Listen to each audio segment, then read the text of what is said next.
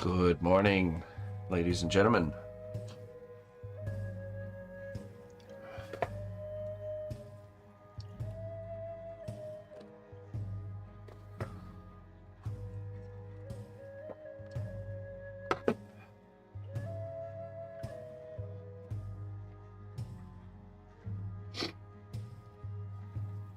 Happy Monday. This is the beginning of our last week working on our Echoes of Elysium piece here. We gonna come out of the gate strong here doing the arms, or not the arms, the hair, sorry. I just have to finish up this gear here. I like to make a push today and see if we can get all the sculpting done today, and then that way we'll have 4 solid days of paint. Figure we'll need at least a day to wage war on an airbrush to do the explosion effect. Well done, brave hero. Your labor has borne fruit. Enjoy these goods as a reward for your dedication. Look at all those goods. Hey, Clayton, thank you so much, man, for the tier 3 sub, 26 months. Let's get it going on the right note, huh? I appreciate that, man.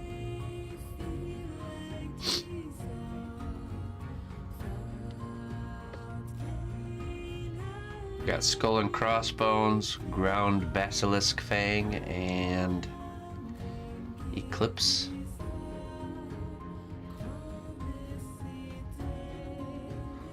Seems a very fidgety thing to paint. Oh no, I think the paint job will be pretty smooth with this one.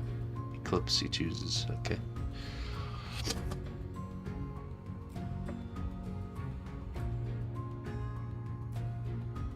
Let's see what it says. Thank you again, man. Thank you so much for the tier 3 subscription.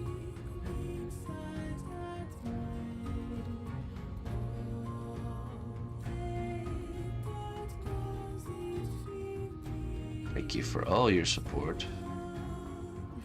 You have a deep inner world that is waiting to be explored. Embrace your creativity and let your imagination run wild.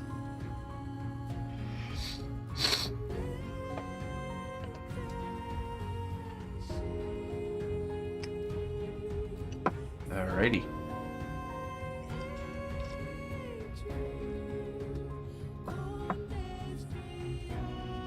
So I think we got one side of this gear done here. I think we'll do the other side in the same manner. And then get that in the oven, and then we'll have what we need to kind of finish the top of the head there. While that's cooking, we can begin to mess with this, texturing this fur.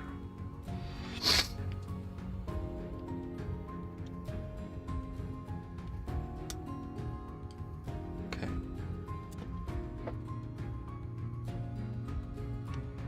First things first, pasta machine. It might have been a 4 thickness.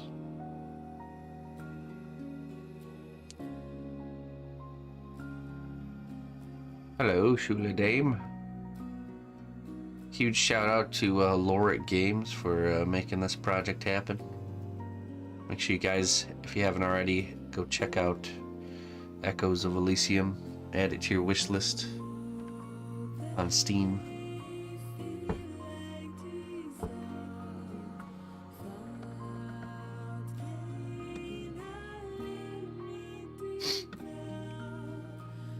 Show some support to those that are supporting us. Support for support. Follow for follow.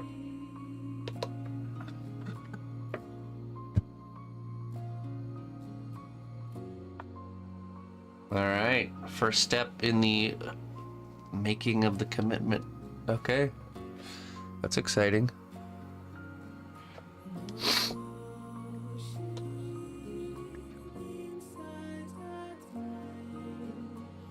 Hello, zebra.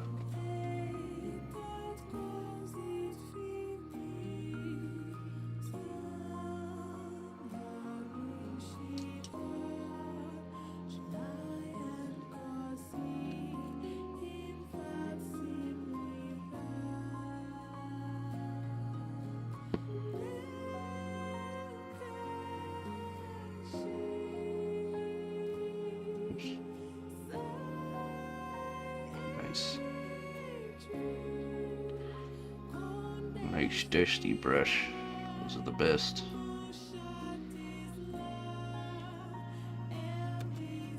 Expecting a big crowd in chat today? Am I? Or are we? Am I?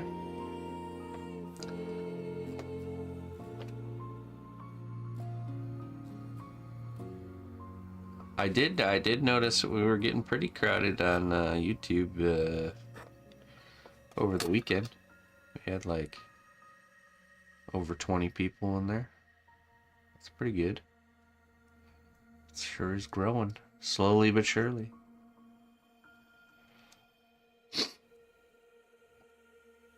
Must have been hitting the algorithm notes, playing the algorithm fiddle well.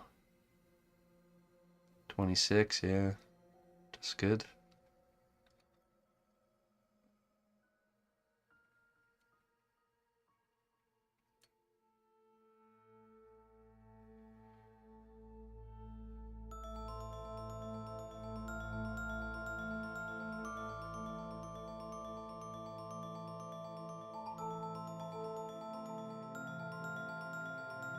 Good morning, Looper.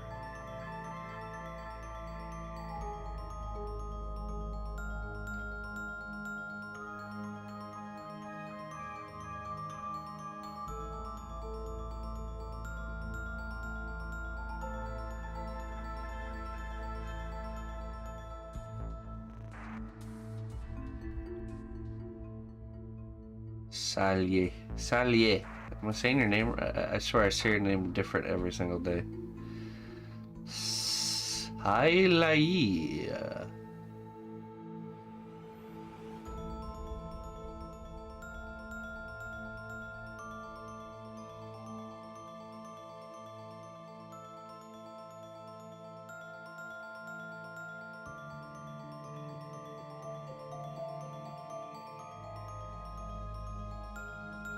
Hello, Wombles.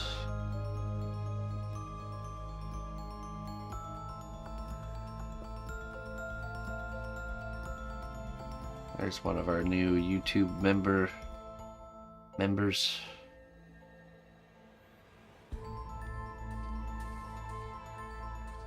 Lie. Ah, Silai. Ah, ha. That rolls off the tongue a bit better. Silai.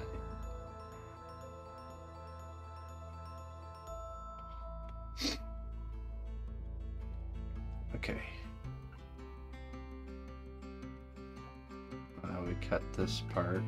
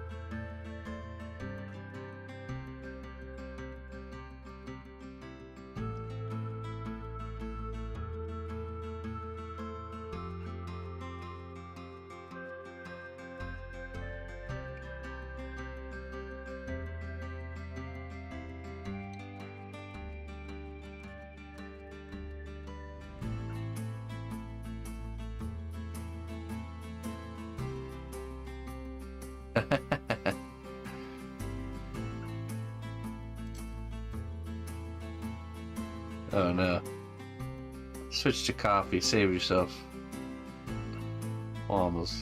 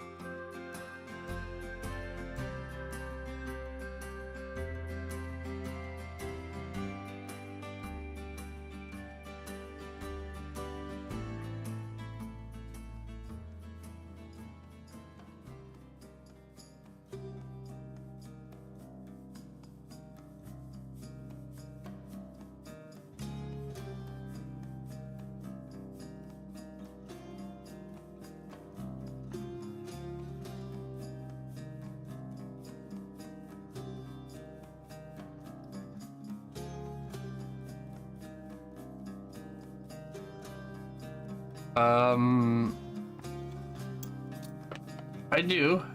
I'm always on the lookout for things that I could see useful.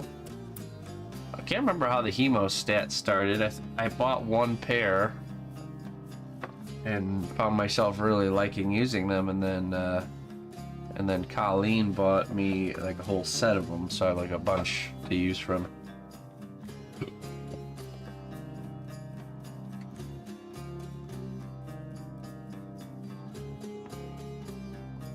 Excuse me. Hey, welcome. Welcome, my friend. Good to have you here. And thank you. Thank you for the kind words.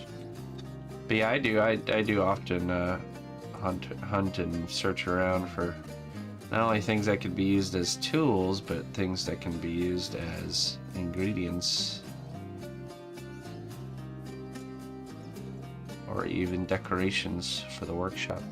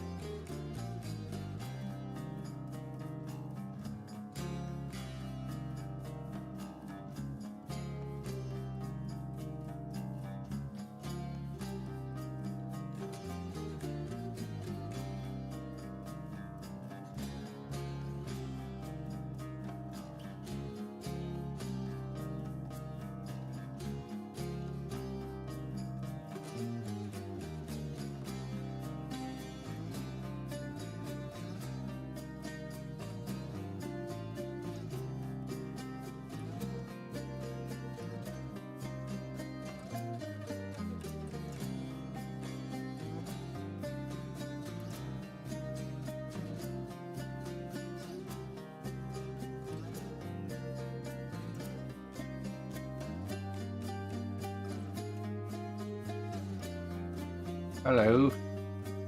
Good morning, Mr. Merrick.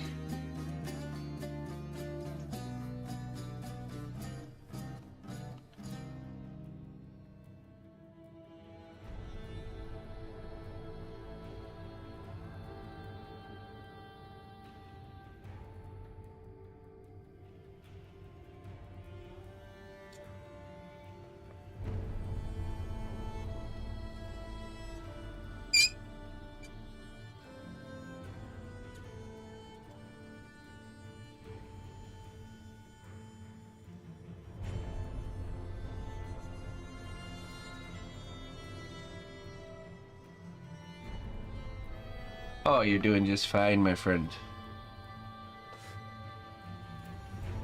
I really need a tissue. How was the weekend overtime? It was alright. It was alright. We did it. Let me go get out. tissue. I'll be right back.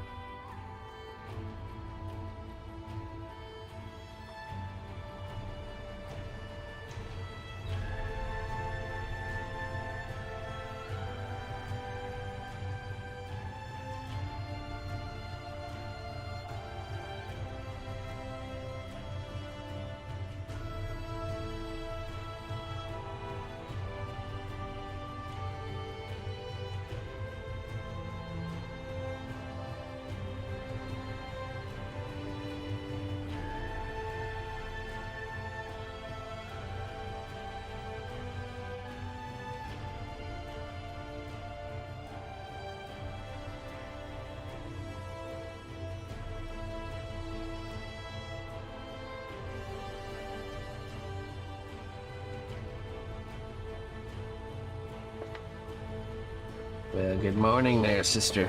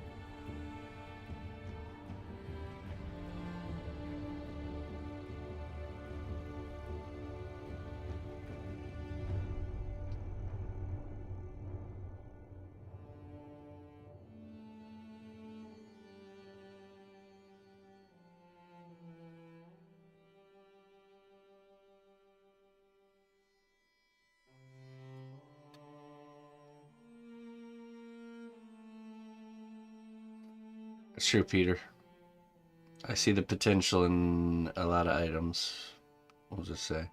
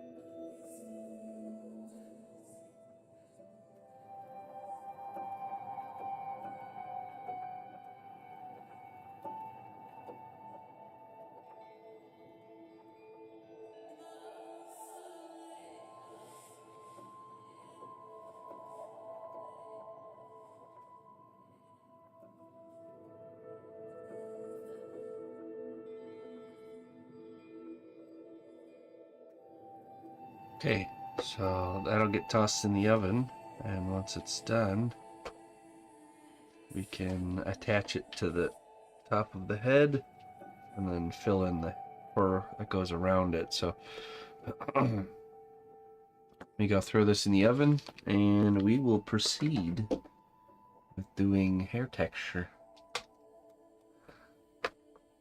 Hair texture.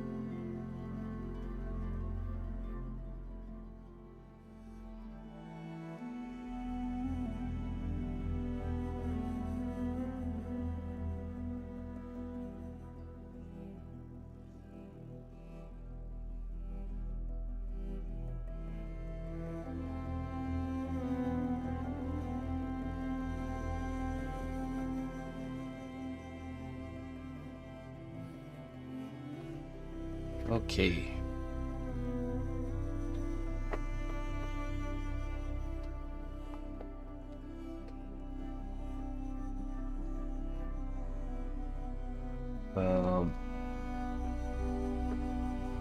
Look at Wombles on the purple side, huh?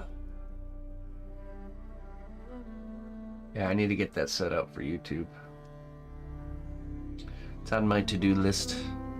Catch the YouTube bot up.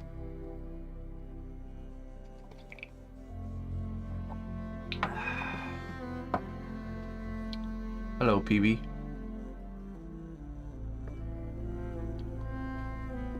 Oops.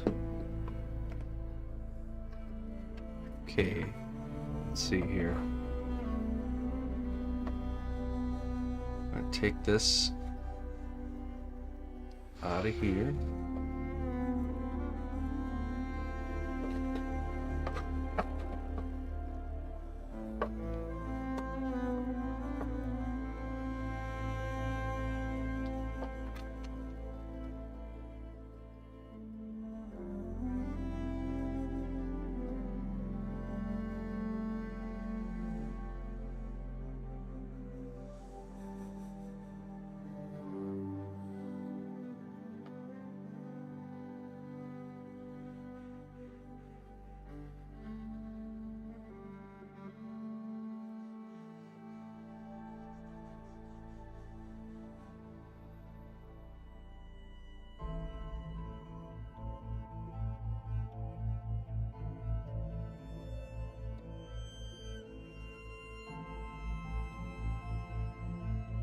Okay, I think what we'll do is we're gonna brush this down with clay glue. That will soften the clay and also make it a bit more stretchy. So when we go through and we do the hair texture, it'll be less likely to kind of want to crumble or fall apart. It'll hold together more.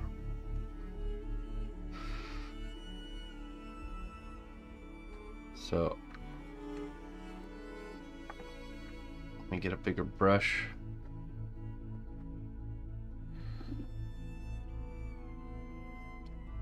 Yeah, this one I really pushed the idea of things coming apart. The arms come off too really cleanly as well.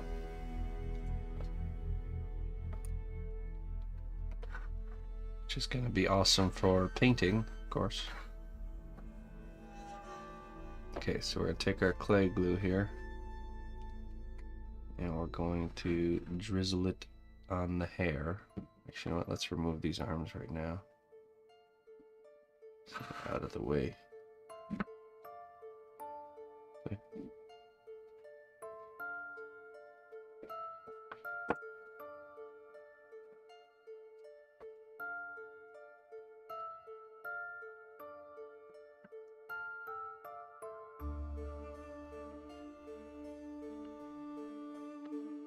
Bit harder to get out.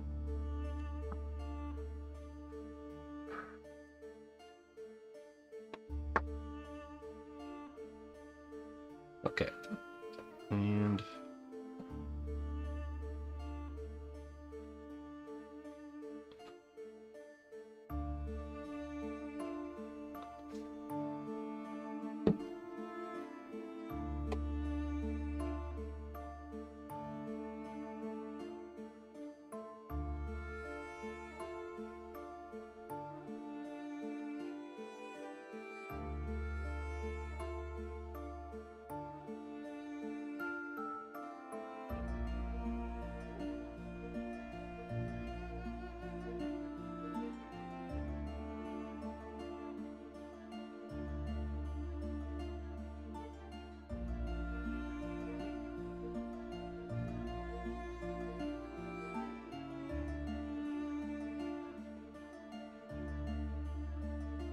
hey, Mr. Corn. Good day.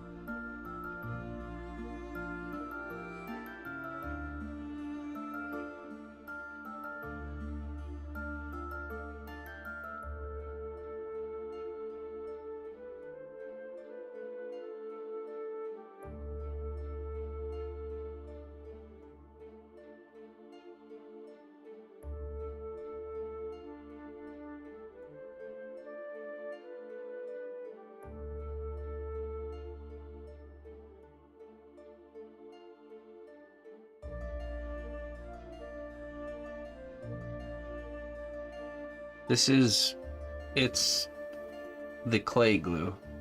It's not glue in the sense that it dries via air. What it is it's like liquefied polymer clay. It's the best way to describe it. So right now we're not using it as a glue, which it does function like that. Right now we're using it to soften the clay, to almost add elasticity to the clay, to make it stretch easier without wanting to kind of break. Because what we're about to do is we're about to do some pretty aggressive texture to this clay. And so my concern is that while I'm doing this texture, these pieces of clay I've added will want to like break or come apart or whatever. So by doing this kind of glue step first, it's going to make that clay more willing to bend to my will. More willing to submit to my will.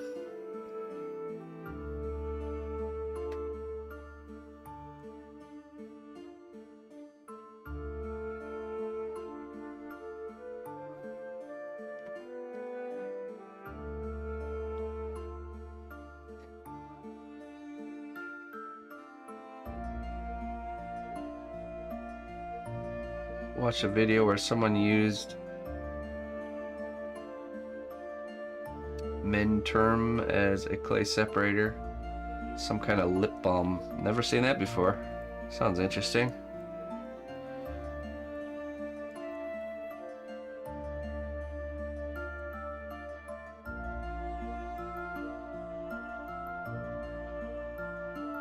It's probably not a form of Vaseline, because Vaseline actually acts like a glue for polymer clay, believe it or not. Because it's a petroleum jelly, petroleum product. It reacts with the polymer clay, which is also a petroleum product, causing it to stick more.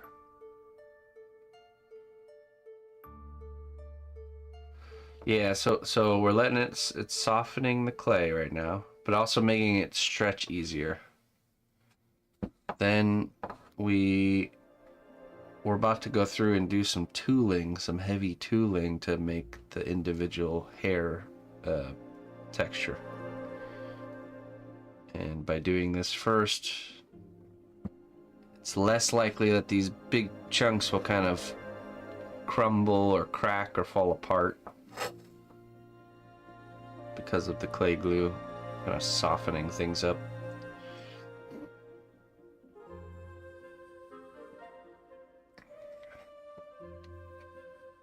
There we go. So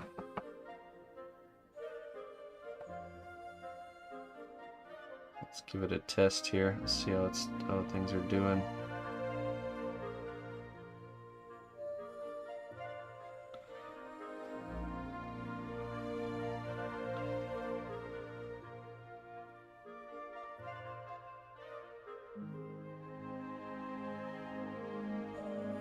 See how this piece is bending here?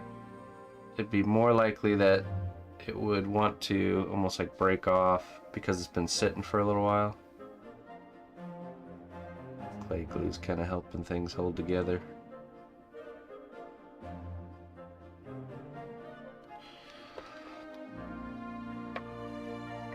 Liberty oil. Interesting.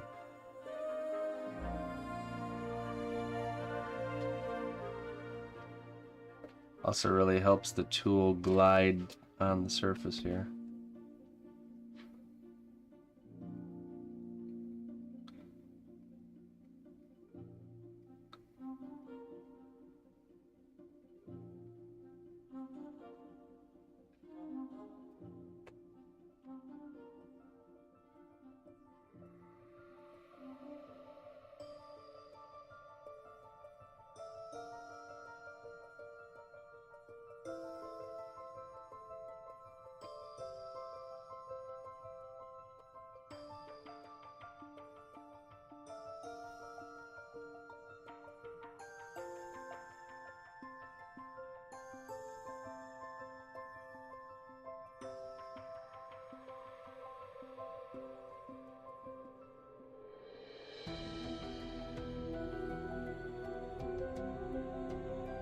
Yeah, the glue can be used to smoothen things too.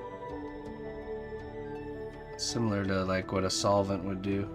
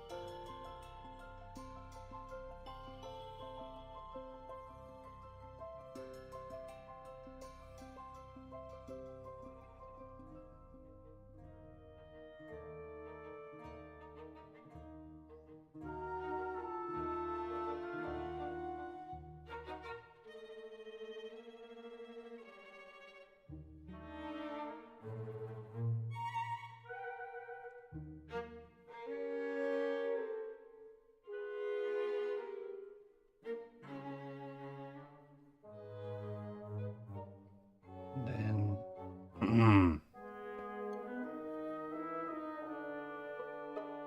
just trying to figure out what kind of technique we want to use here.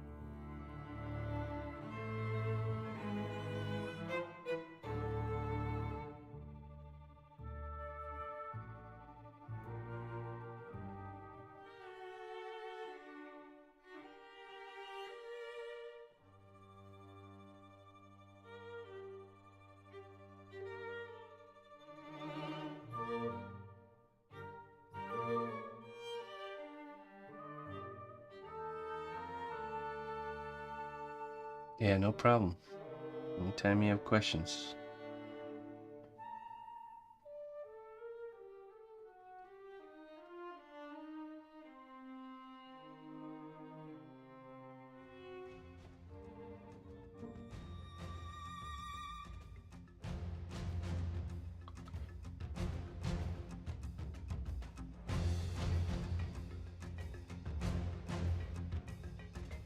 Aggressive texture, yeah. Heavy tooling for sure.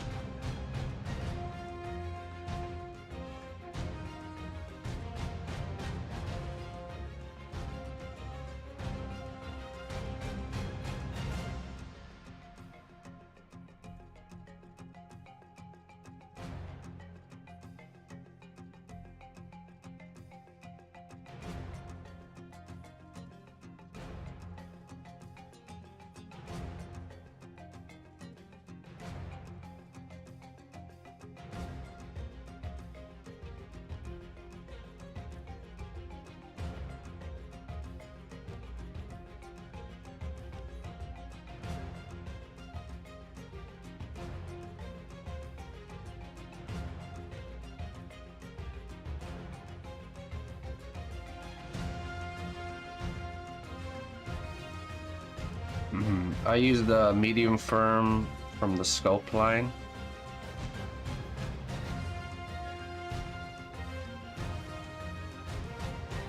Medium firm hardness.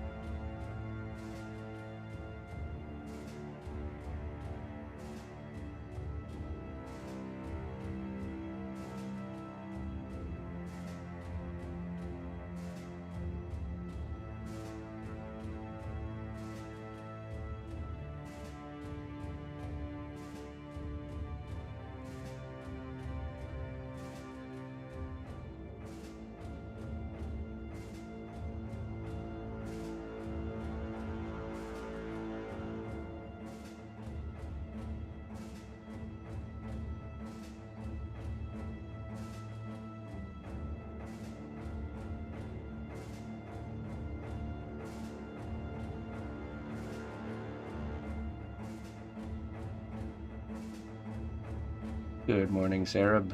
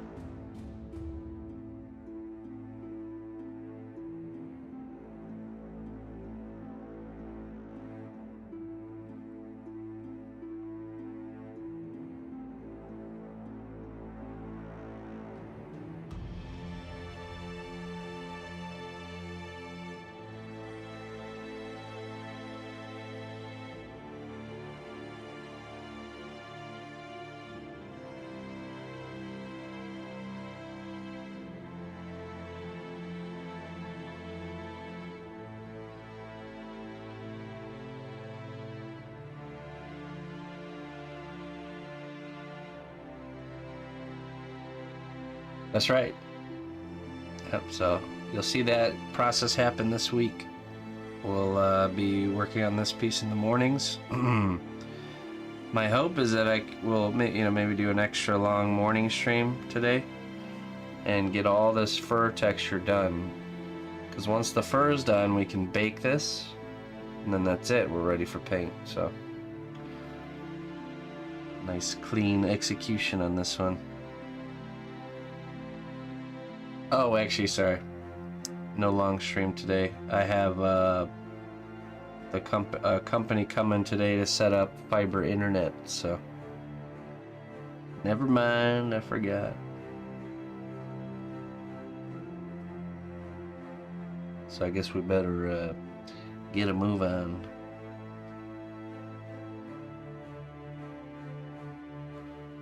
Fiber internet.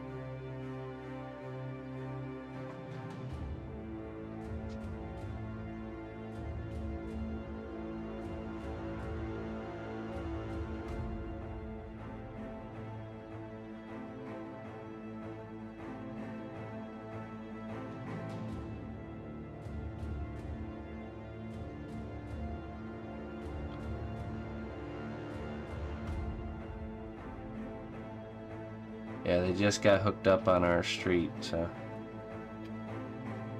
I'm alright with the cable that we have, but it's just too expensive.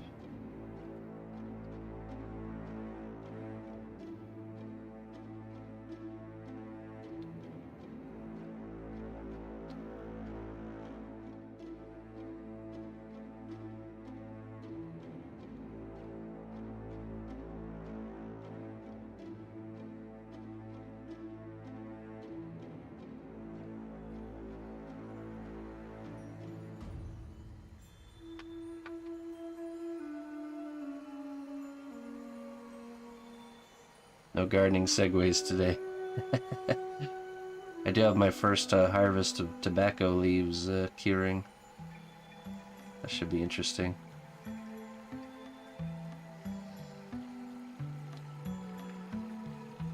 Tobacco. Native ceremonial tobacco.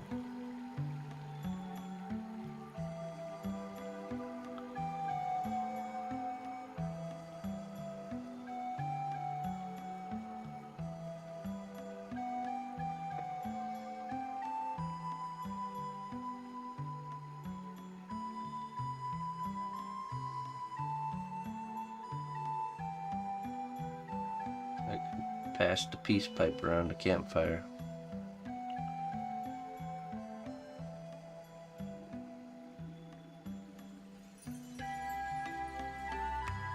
They can't set it up while I'm using it? Well, technically they could, because the one I'm using is a different one. But you know, when somebody's at my house doing stuff, I like to be available.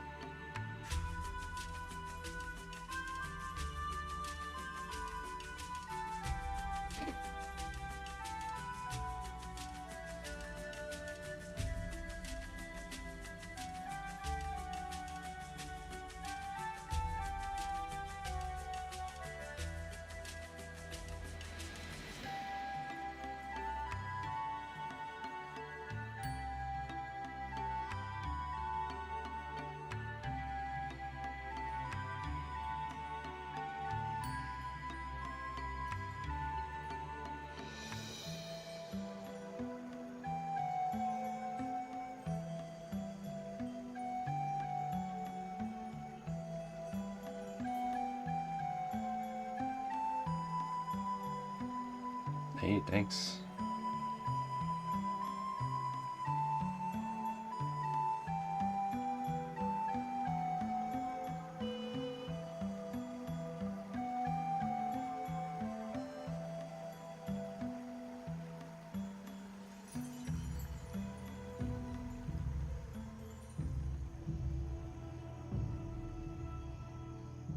Yeah, me neither, Syrup. It's more of just the know-how I'm after.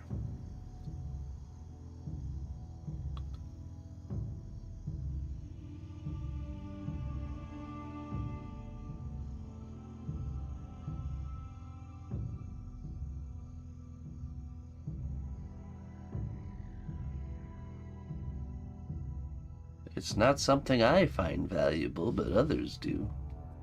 That makes it valuable.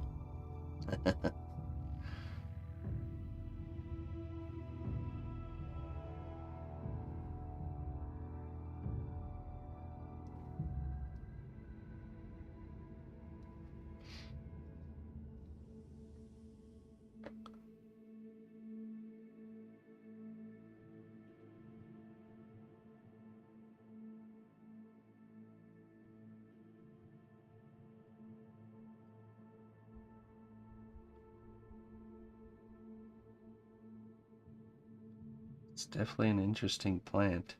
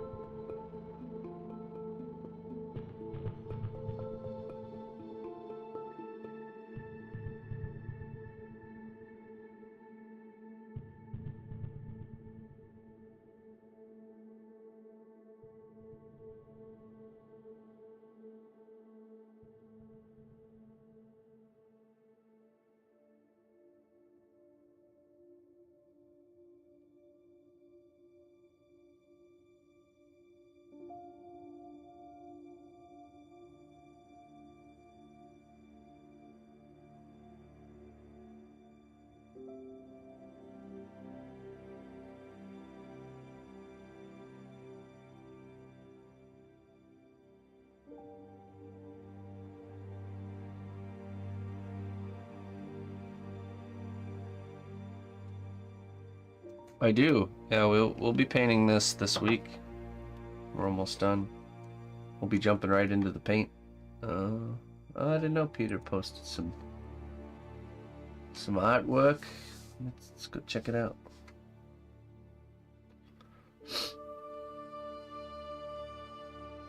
Just a quick peek. Hello, Plankwalker.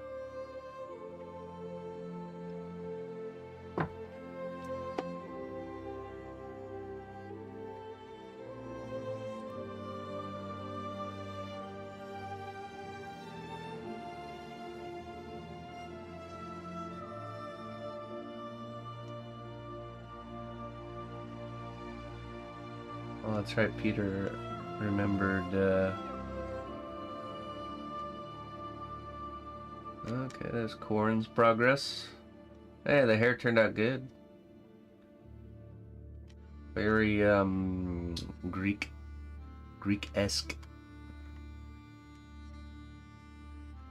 Sarardini's paintwork looking good. Oh yeah, look at that. Great job there, Peter. Peter.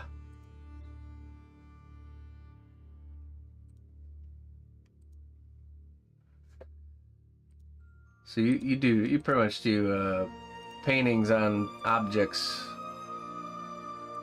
as your main squeeze, it seems like. Okay, there's some altered sculpted objects here. I believe that's sculpted, right? Or is it just painted?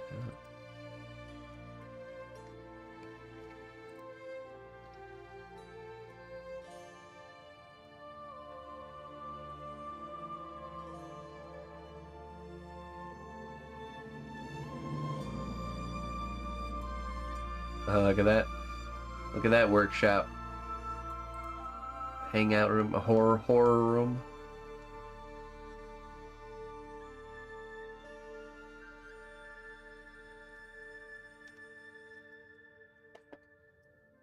All handmade. Cool. Yeah, great work, my friend. Glad you figured out Discord and you can join us now. Glad to have you.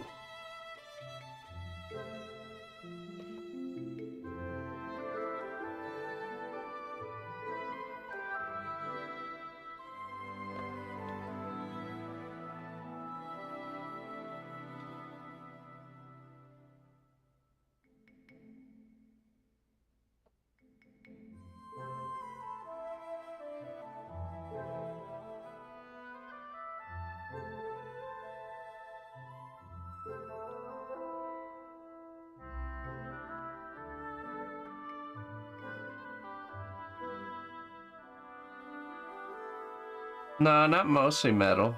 I'd say a lot of the finer line tools are metal, you know, like this one. But my main kind of shaping tool I use is made out of wood.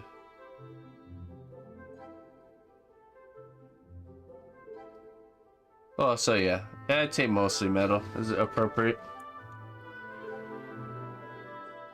Correct.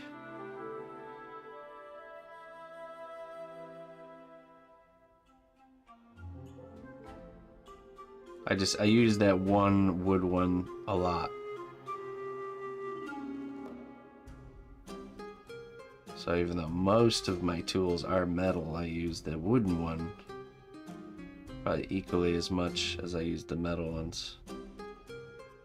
But I only have the one wooden one I use.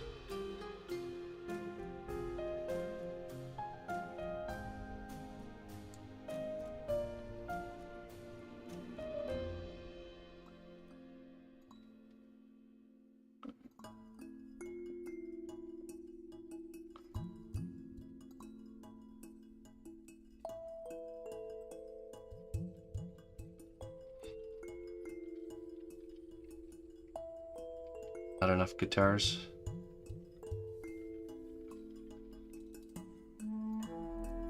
Need more. More.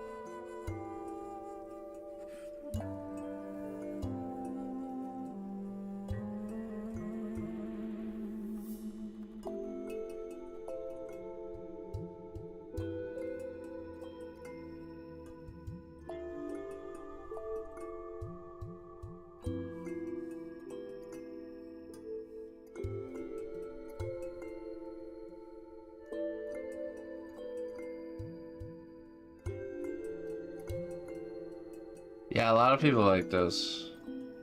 I just never got into them personally.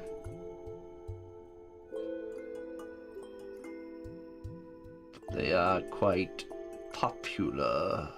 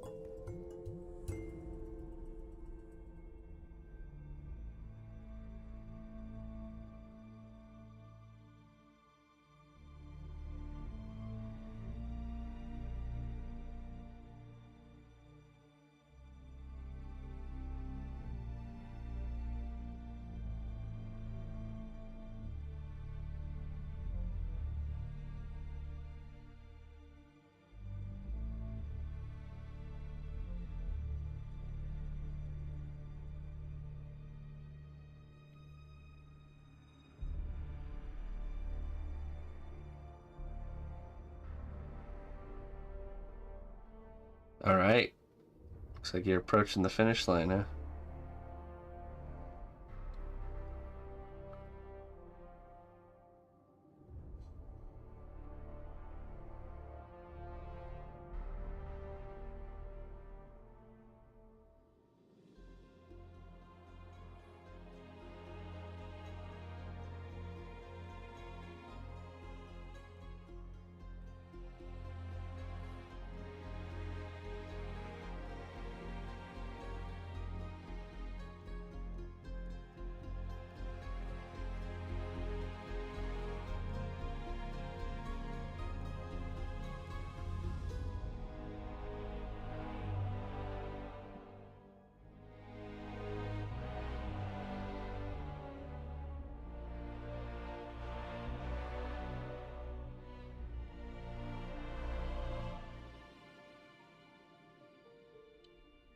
There's not really a particular brand that I use, or, you know, there's not really one that stands out. I'd say most of my tools are mixed from all kinds of different packs and places. If you just look up a wax carving tool set on like Amazon, you should find a pack that has like a bunch of tools like these with different ends. Just get one of those to get started.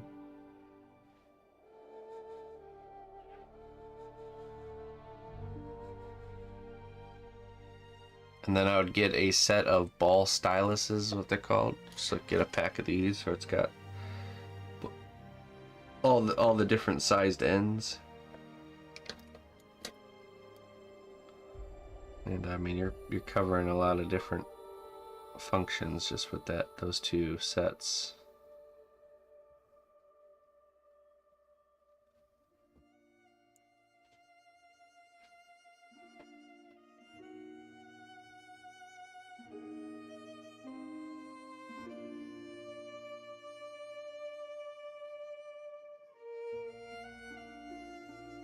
Sure.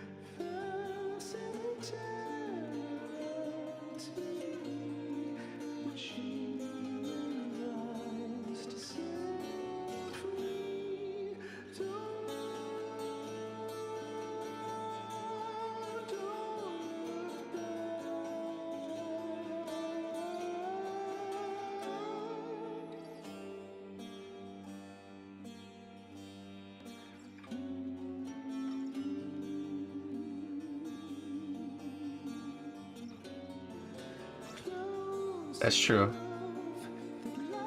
Get your hand on some older tools, it's gonna be better.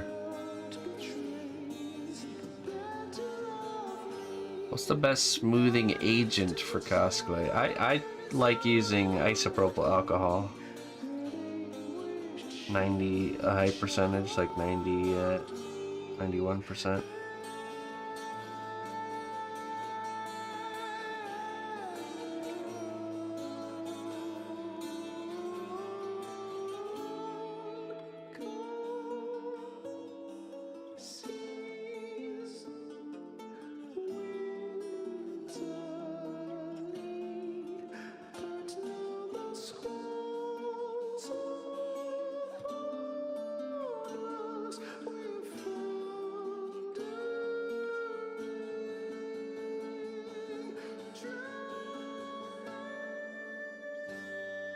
Is it expensive? No, no. You can get isopropyl alcohol from just like a normal drugstore.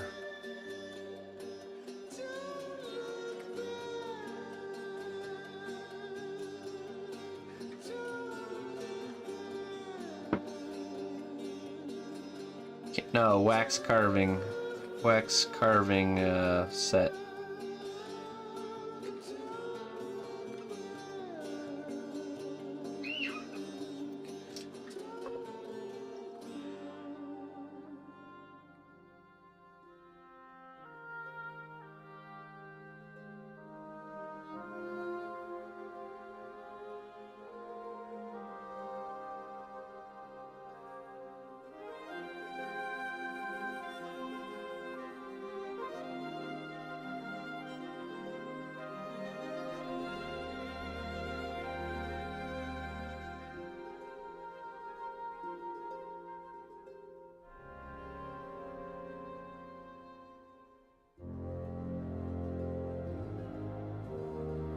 Low odor, isopropyl alcohol. I really don't smell much of a odor.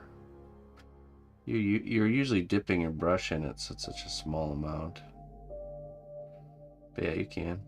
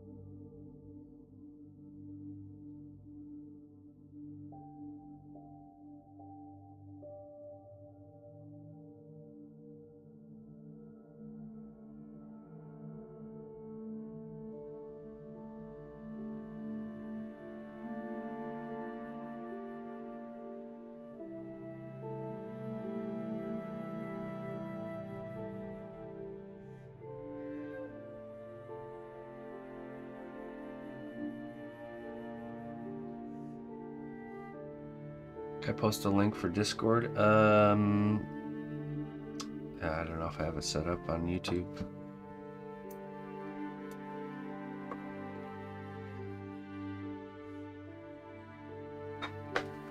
Okay, give me 1 second here.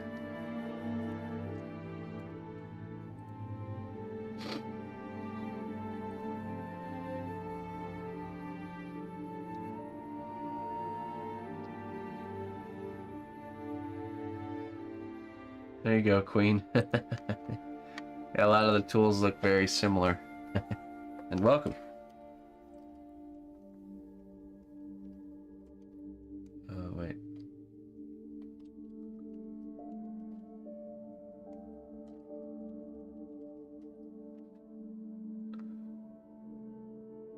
Oh.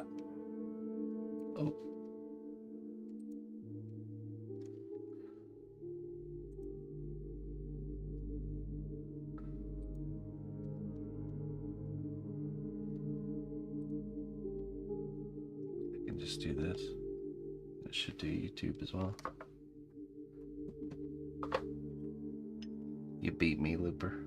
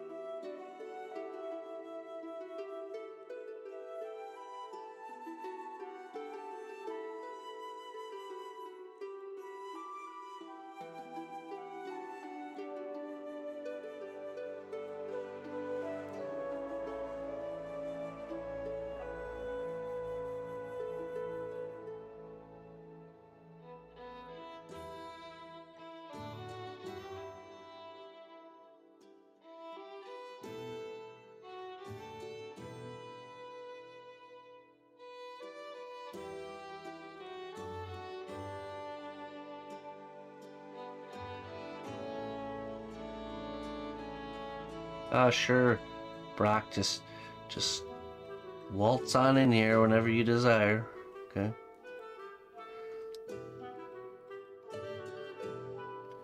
I'm gonna have to flunk you from the class. You're gonna need to take this again. I appreciate it, man. Thank you. You feel free to come and go as you please.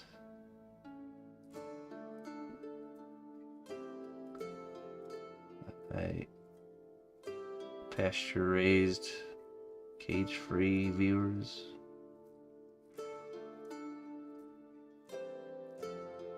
Organic.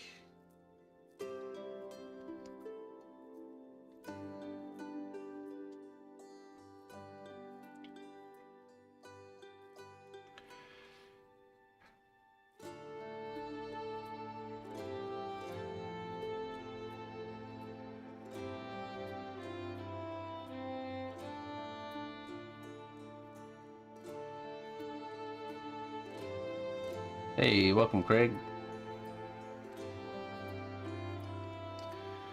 Welcome to the Discord. Come, let us discourse on the Discord. We shall exchange discords.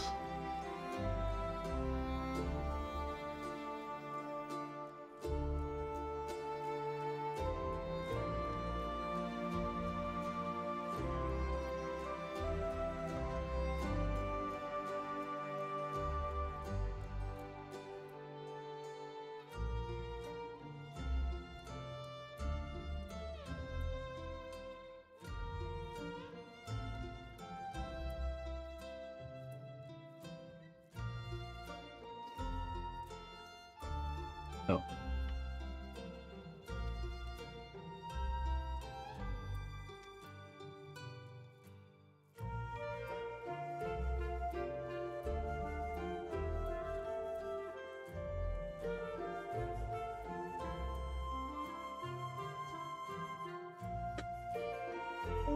Really new Star one. So What? this one doesn't have a lot of energy. So how much you use it, how much it gets energy.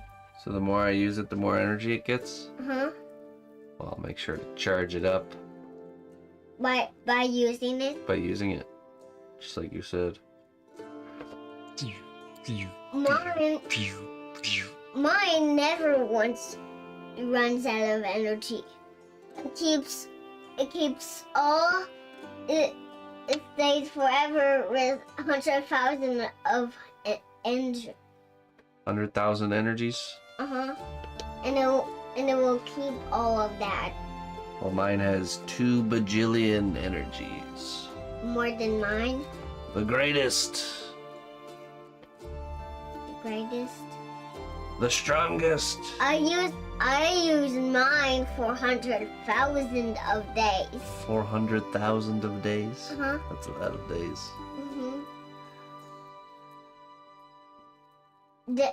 So mine makes water. Yours makes water? Water for plants to grow and water for us to drink. Well, that's a good power to have. What does yours? I can zap a sculpture and then it'll be finished. See? It's done. Doesn't look done to me. Ah, I guess it's not working. No, it has to paint it, and this is just gray. It's not working. So that part is painting with your hands. I can't just magically paint this? Uh-huh. You won't have to paint with your hands. Do it the old-fashioned way? With your paintbrush and dip it to the paint and then put it on the Just like that? sculpture. Alright. Well, I think I can manage that, but first I gotta finish this fur texture. There. Ooh, cool. Yeah. Well, thank you for the wand. You're welcome. I appreciate it.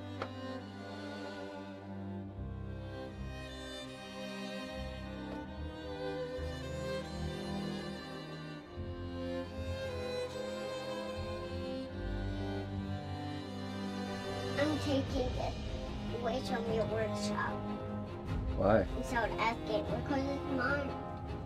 Taking it? Well, yeah, sure. If it's yours, take it.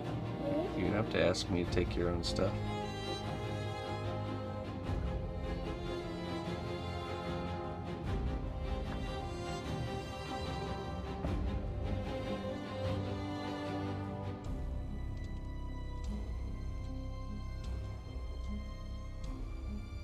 Her teenager levels are rising every day.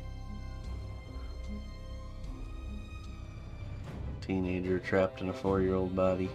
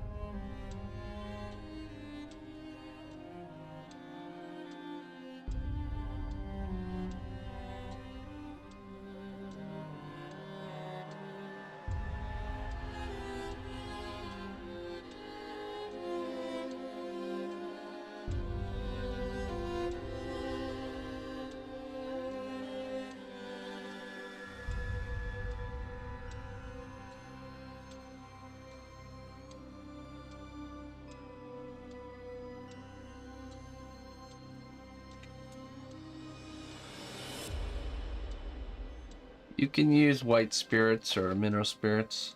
I just prefer alcohol because it evaporates quicker.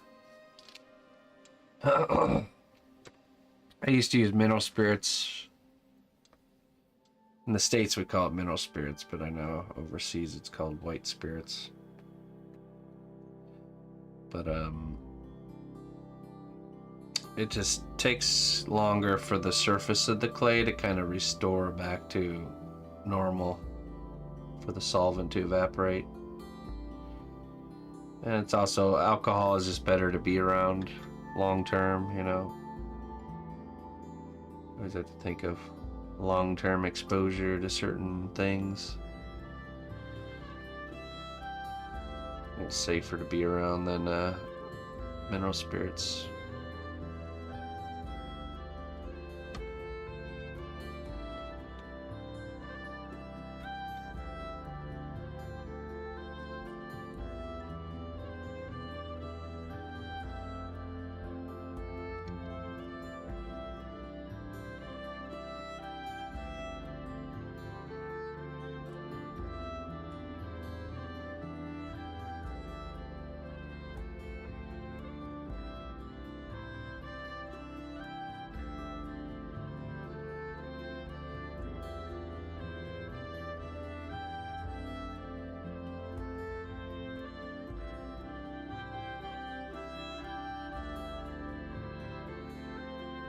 Yeah, right.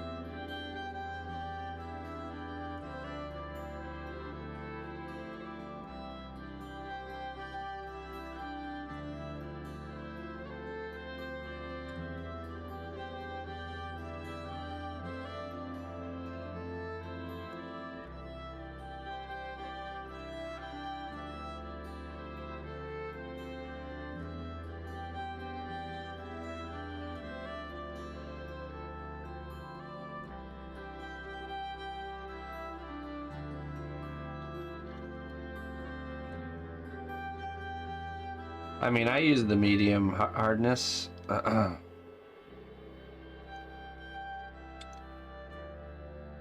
yeah, usually I find the medium to be a perfect kind of in between, not too soft, but also not too firm. Exactly as described. I think somebody who's newer tends to favor firmer clays more than softer clays, though. So perhaps it's better to consider the extra firm. Because softer clay becomes more desirable as you get more mature as a sculptor, matured into the craft. Because as your hand-eye coordination and control with tools goes up, you can handle using softer clays without losing the control, you know.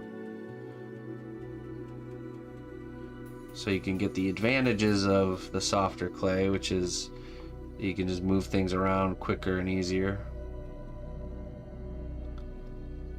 without the disadvantage, because the disadvantages are that, you know, since you can move it around quicker and easier, every little tool stroke matters more. Because on a firmer clay, you have to be more heavy-handed in order to actually move the clay, you know. But on a softer clay, one little slip and it's like, you know, you kind of ruin a whole bunch of it. It's just more sensitive to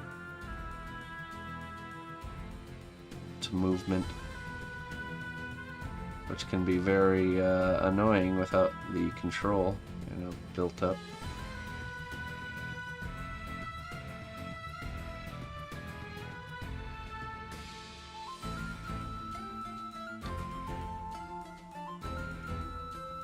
And that's why a lot of sculptors like clays like Monster Clay or Chavant, because of that. They have a very high level of control. Actually, you kind of get the best of both worlds with a clay like Chavant or Monster Clay, because you heat it up to make it soft. And you know, for the earlier stages where you need it to be soft, and then as it cools down, you get into the detail stage, and it's nice and firm at that point.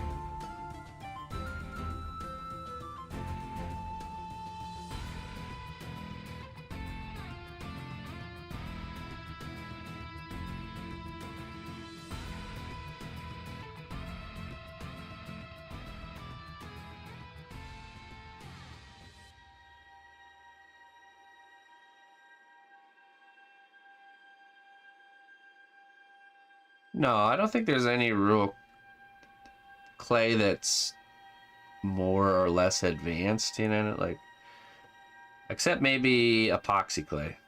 Epoxy clay, I think, is more advanced. But all the other clays, you can use it, you know, it's not hard to use. It's very user-friendly stuff.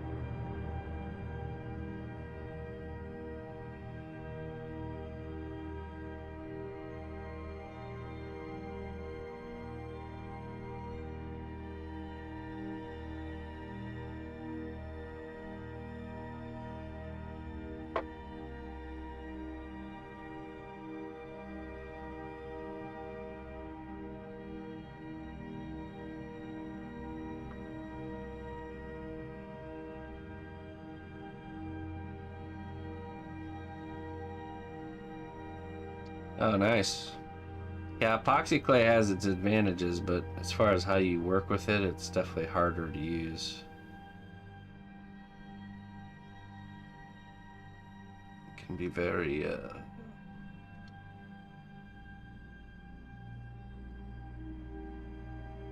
cumbersome as in somebody new. You know, actually, the funny thing is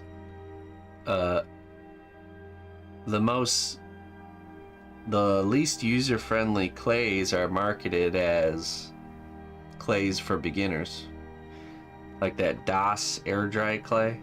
You know, I can't tell you how many people probably have bought that stuff thinking, oh, you know, I'll get started here and then kind of move up from there, and they get such a bad experience for their first sculpture that they don't continue. You know, they think, oh man, that sculpting stuff is just not that fun. It's like, but really they just are using a really terrible material. They market it as, you know, the kind of like an intro to clay type of material. Like, I think the easier to use materials should be the ones that people start with.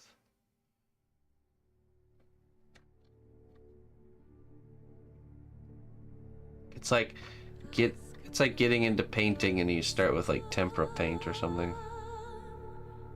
Which it's the same thing when we're kids. We paint with Really bad ingredients, bad materials.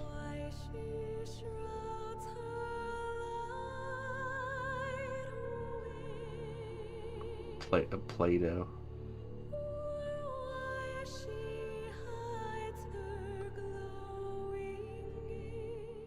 Let it be known throughout the land, new champions have been welcomed by our honored recruiting hand. Why, hello. Hey, sorry about your face. Gifting out 10 subs. Thank you so much, my friend. I appreciate that. Welcome, new people, new members of the kingdom. Welcome. This is for you. Hey, sorry about your face. Yeah, toss it up on Discord there, Greg. Over in the creative corner. That way not only I can see it, but everyone else can.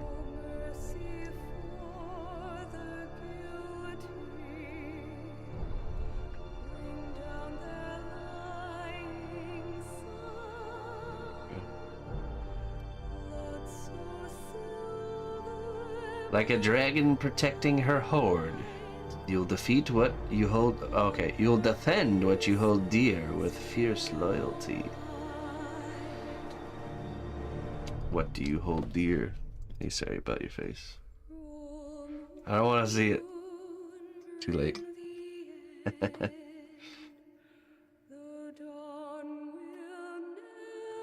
Hey, thanks, Grumpy. I appreciate that, my friend. Mostly just missed his face. Yeah, there you go.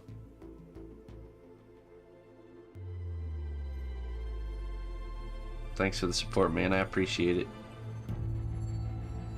Thanks for helping kick the week off right.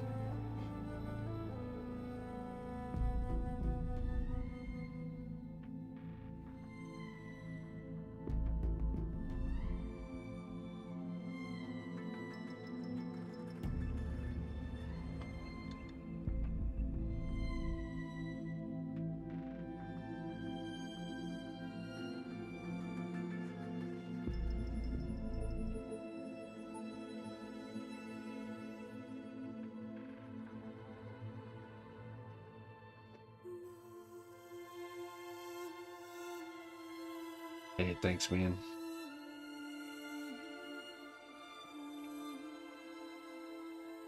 A pleasure to be of service.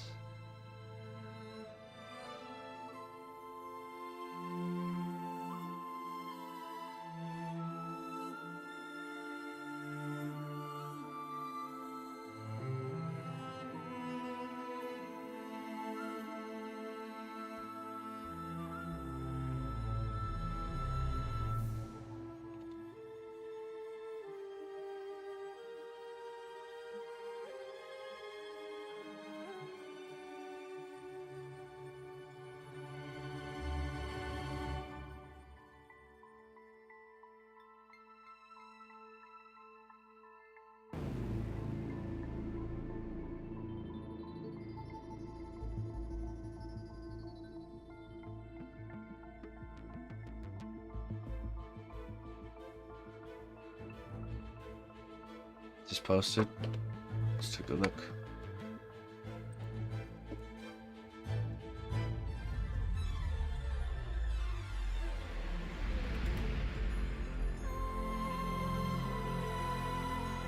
Which section?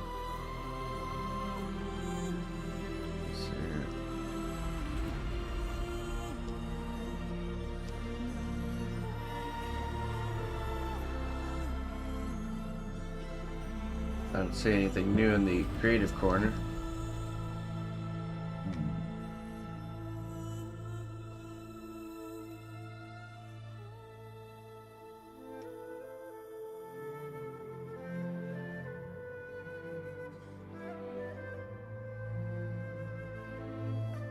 You're buying this game, the Echoes of Elysium? No, there's no special link. There's no special link for it.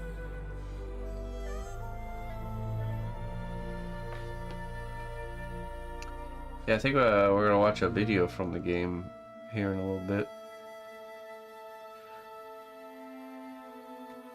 Looks like it's gonna be a good time.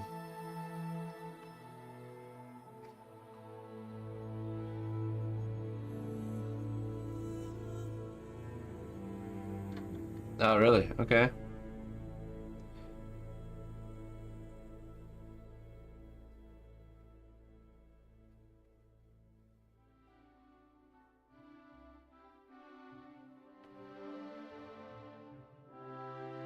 Oh, okay. I was gonna say. That's all good. Ah, yes.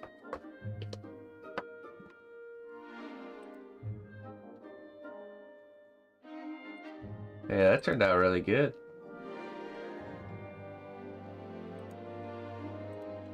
Nice work.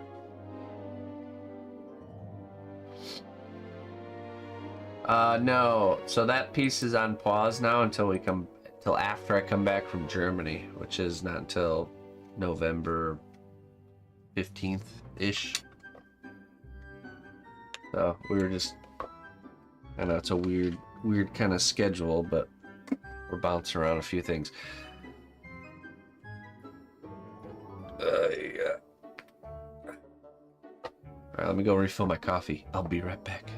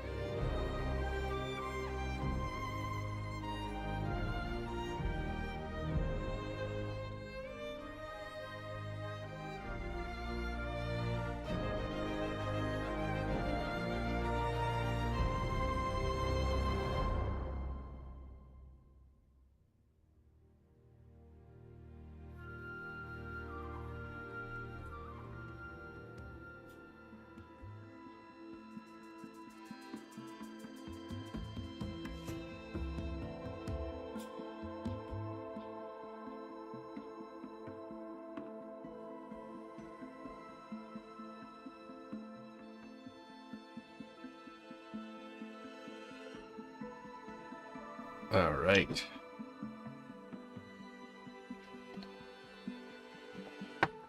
Good morning, Mr. Bandito. Yeah, I'll still be streaming when we're out there, Conserve. We'll just be working on something different. Yeah, I'll still be doing a Monday through Friday stream. Be for 4 weeks, 1 month.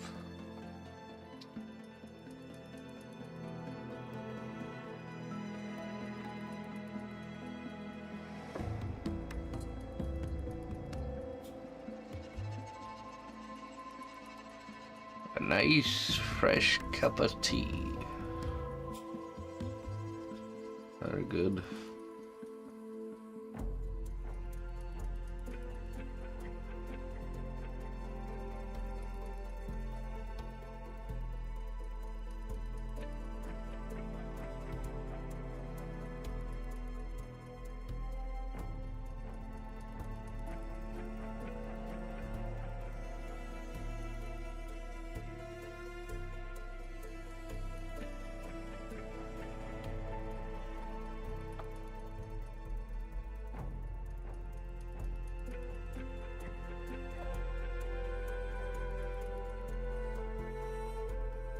Alright, Saturday. Hey, thanks, Craig.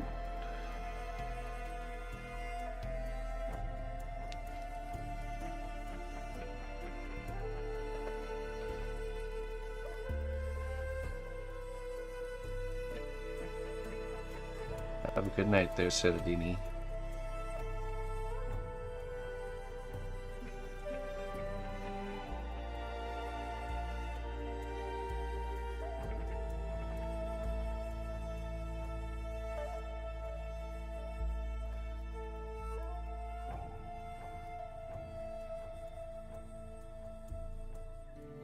Listen closely, traveler, to what I say. Twitch Prime does not even cost a dime. Pox Bones, hey, thank you for the Prime sub. Welcome to the cnotbusch Kingdom. Just gonna drop this right here. Hey, look at this shiny Prime thing on the ground. Let me pick that up and put it in my pocket. Oh, thank you, sir. Thank you very much. Good afternoon, Stephen. How are you, my friend?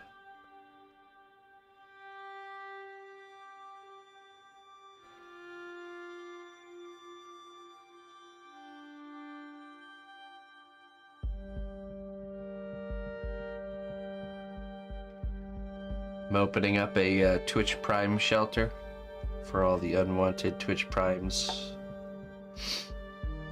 You can bring them, you know, drop by our facility and drop them off anytime. No guilt or no shame, no nothing.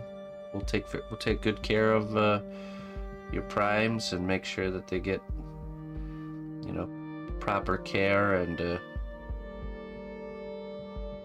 are fed well, taken good care of. Okay.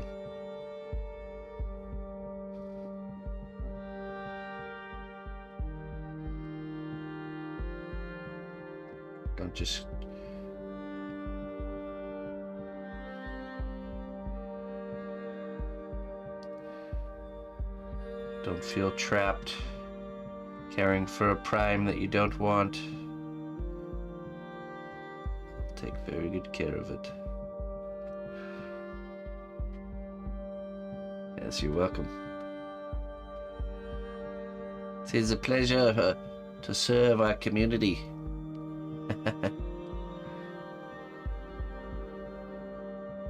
Everything other than the fur is baked, yes.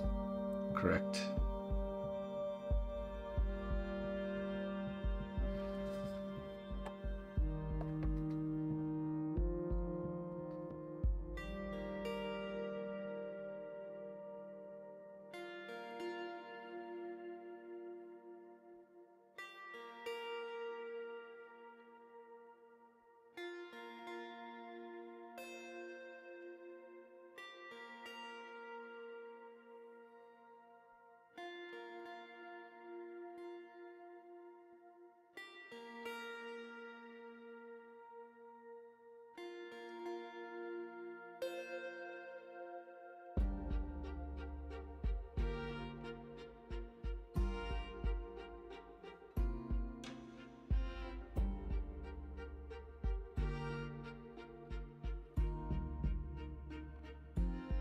No molding or casting, or these are all one-of-a-kind pieces. One-offs.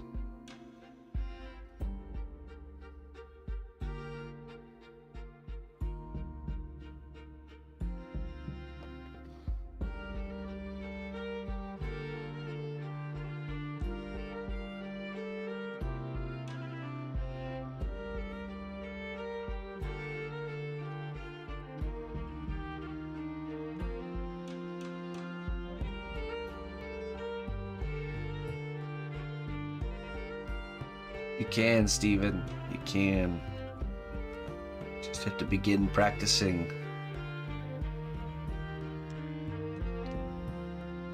We need more crafting on this platform. It's slowly dying out. Let's keep it alive. Hold on, Twitch? Twitch is dying? Or crafting on Twitch is dying?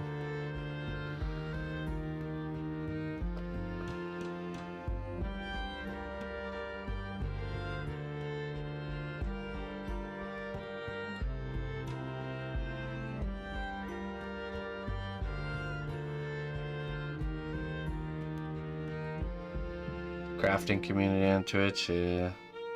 It waxes and wanes like the shifting of the moon, like the tides of the ocean.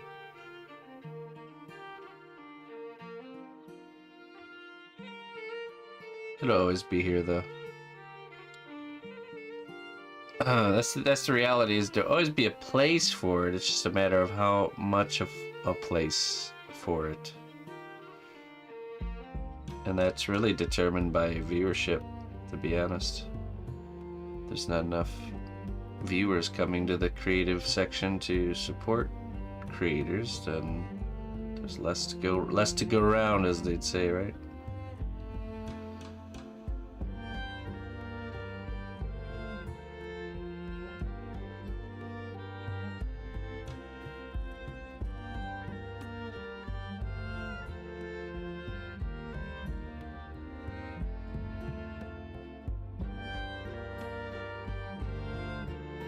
Hey Craig, thanks for popping in, my friend. Glad to have you on the Discord, joining us. Sleep well, my friend. We'll catch you later. I'll see you in the morning when I'm on my evening stream.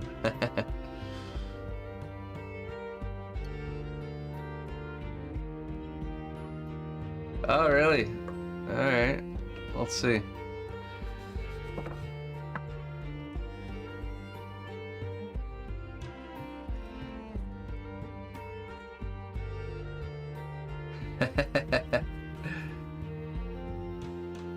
Ah, yes, you must be patient with their slow minds, Stephen. You must be patient. It's like the dog that refuses to learn new tricks, you know? Perseverance, persistence. Eventually it'll sink in.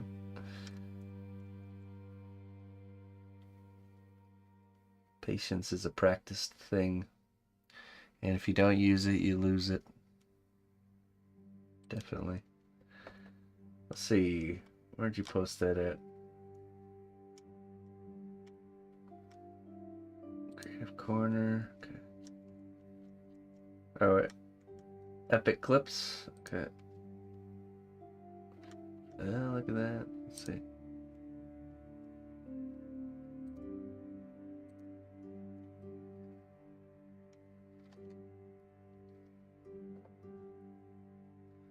Oh, that's a, I see a World of Warcraft statue. A lot of statues. Open for business. Alright. Quite the collector, my friend. I always love looking at a good statue collection, that's for sure.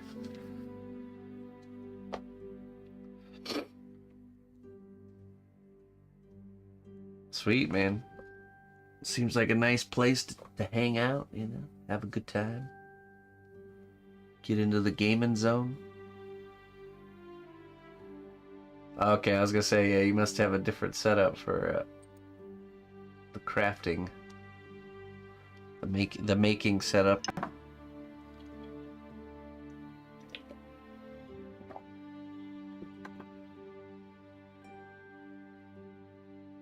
No, so I do mostly commission work. For example, this piece is commissioned by Loric Games.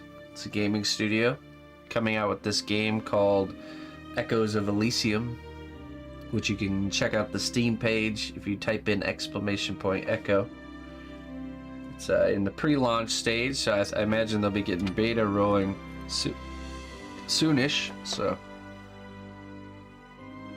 it's essentially like a Valheim-like game, but instead of a base, you have a airship that you fly around with all your friends, exploring and conquesting the land of Elysium, smiting clockwork creatures, which this one we're making here is one of those. This is called the Howler. So I was given in-game, I was given the concept art for this creature and the in-game model for it, and I've been producing the sculpture for them.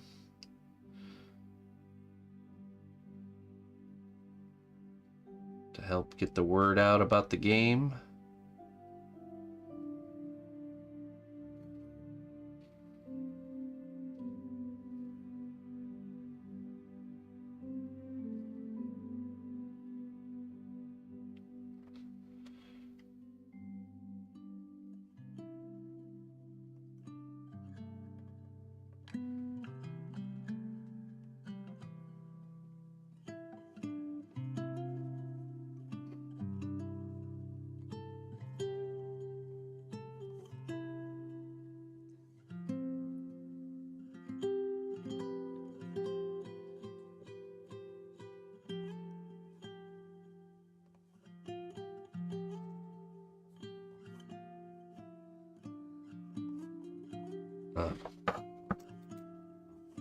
One second.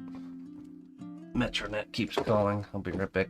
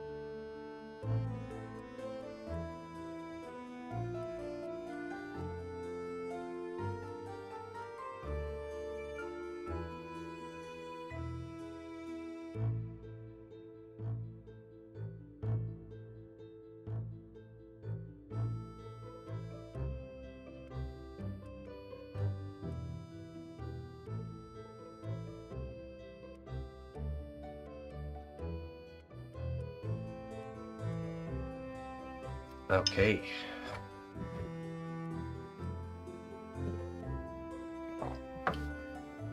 Everything's good. They're just calling to confirm everything.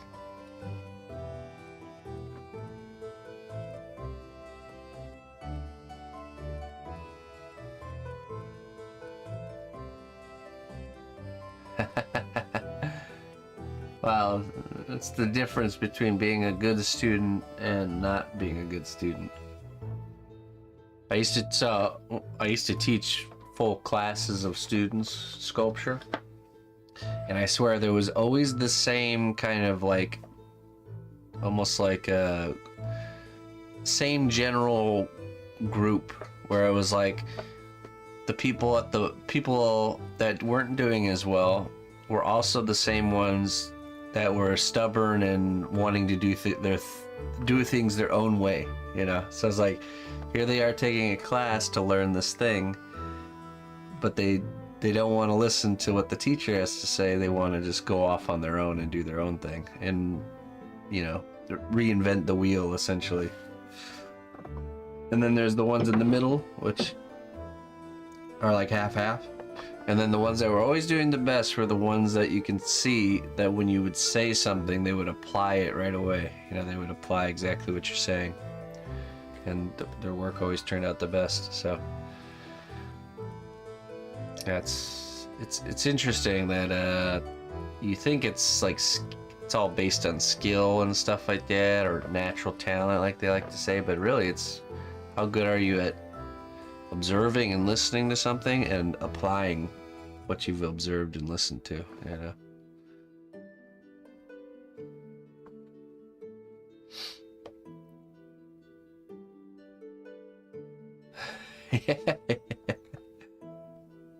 Which, you know, it is good to go off and explore and do your own exploring, but there's a time and a place for it, you know, and you can do that on your own time, kid.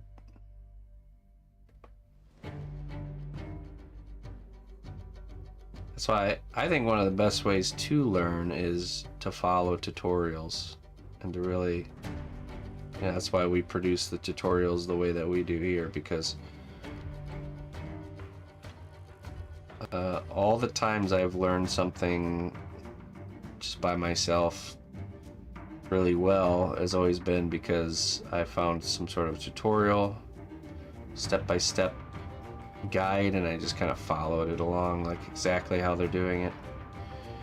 Then after you kind of get your head wrapped around it and you follow it along, then you can start kind of making adjustments and tweaking things, trying to further develop the work that the person has already done, you know, to push it a little further.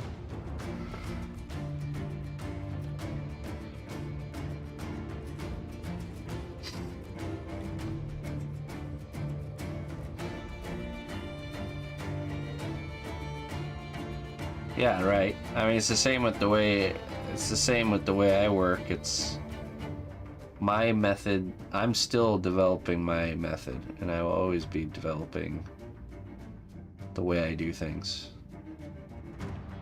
So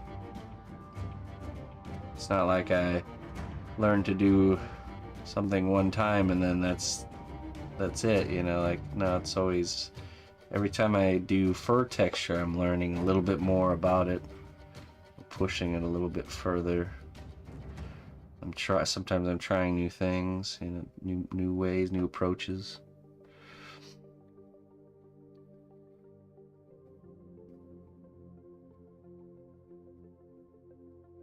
Yep, exactly. That's how it is. It's like slowly you're developing a higher understanding and kicking the can down the road a little further each time.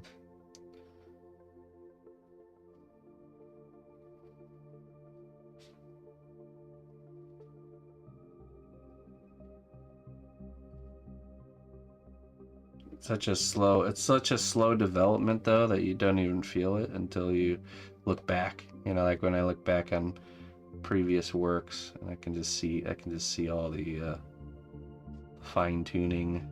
It's gotten much better, and just see the improvement.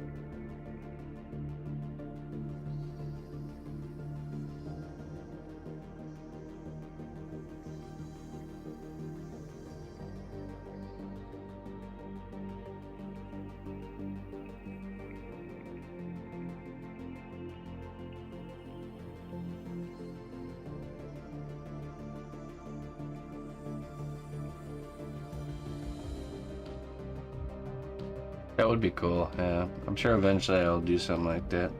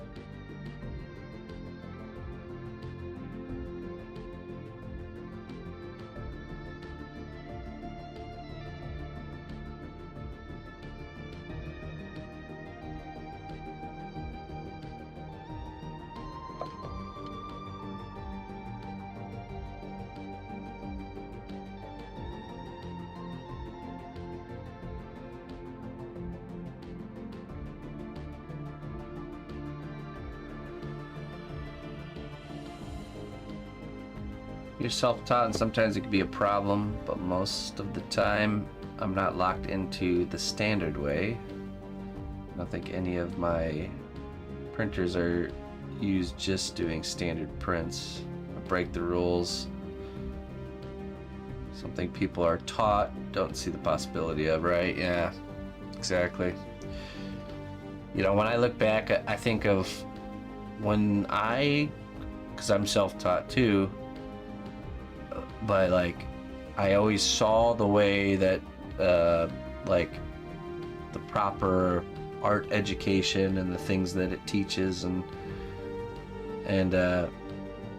kind of ignored it, but then I realized I was coming to the same almost conclusions, same fundamental ideas are there, whether you learn it from somebody saying it to you or you go down the road on your own and figure out that, you know, end up at the same place down the trail kind of thing, you know. So, you know, like the whole preaching of the fundamental skills and shape and form and line and all that stuff.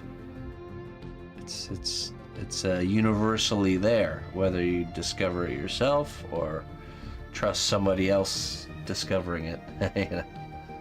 So that's really what it is when you learn from somebody. It is an act of trusting their experience. Hello, Hexy. But all the times I felt myself grow fairly quickly usually was rooted in picking up like a nugget of information from somebody that like unlocked something, you know, like, oh, I never thought of doing things that way, you know. And then whether directly or indirectly, because one thing I used to do a lot of is I would look at people's work that I really liked, and I would kind of just go diving into like comments, and you can really kind of almost like mine the information if you search for it, because a lot of artists, they don't really like to share their methods or the way they do things, especially in the past. It's a lot more open now, but in the past it was nobody really shared how they did things. So I'd you know, read through lots of comments, see if there's any leaked accidental oops replies, or looking at photos of their work, but then like looking more on the desk and what's going on the desk, kind of like reverse engineer what they were doing. So I learned a lot of stuff like that.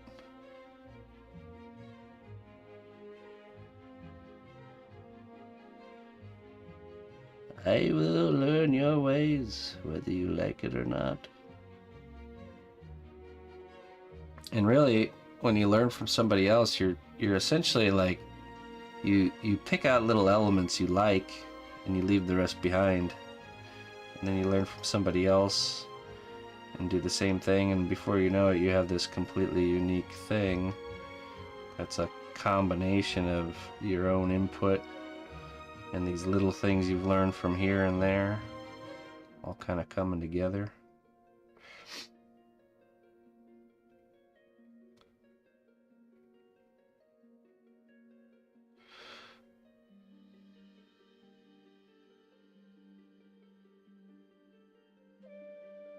Right. But I've certainly had a lot of stubborn, self-taught stubbornness moments too. Like, I don't need that. I don't need to, for even this stuff right here, clay glue. I used to like be opposed to, like, I don't need to buy a special product for that. I could just use mineral spirits, or, you know, like, oh, they're just trying to get me with an add-on sale. But then somebody bought me a bottle of the Sculpting version, because a long time ago. So since I had it, I figured I would use it, and I did, and I was like, oh man, this is actually pretty nice.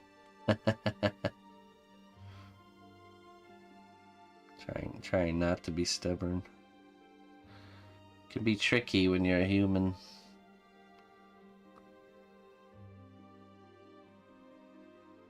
Not the quality of a good student, stubbornness.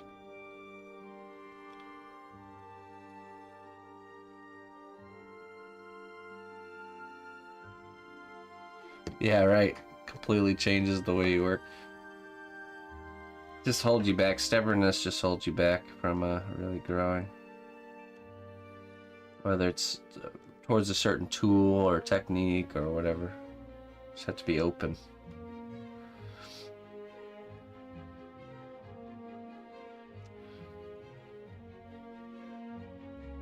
The leather community has a lot of like secrets. Yeah, I bet they do. I find the more, I don't want to say simple, but the more accessible a field is, the more you'll find these trade secrets. Because if anyone can just do it, if they know the secret, then that's the secret you want to keep, right? I can share all of my secrets because I know, well, I mean, I would still share it, but it's, even if you know all the secrets, you still can't just jump right into it and be like, oh, it's my first time, look at this, you know, like, it still requires the work, you know. But there are certain trades or certain things out there that if you just know the secrets, you can do it, you know, you can make it. Make the thing.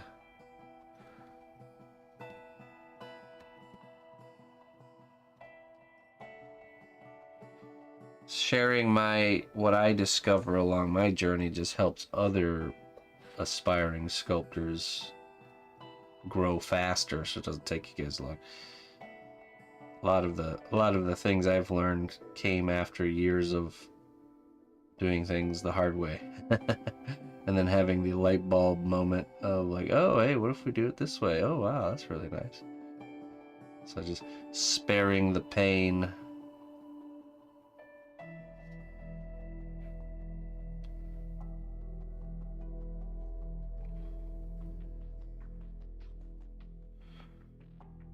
Who's Howler? This is a creature from the game Echoes of Elysium. It's an up-and-coming game that's in the pre-release stage. You can go check it out on Steam. Do !Echo. You get a link to it. It's essentially like Valheim meets Sea of Thieves with you can play with friends, build bases, but your bases are actually floating like airships, and you fly around to different kind of floating Olympian style islands, fighting these clockwork monsters, which the Howler is one of the monsters you'll face in the game. It's kind of like a clockwork wolf. So we've created this scene of this Howler being destroyed essentially by a ship fire.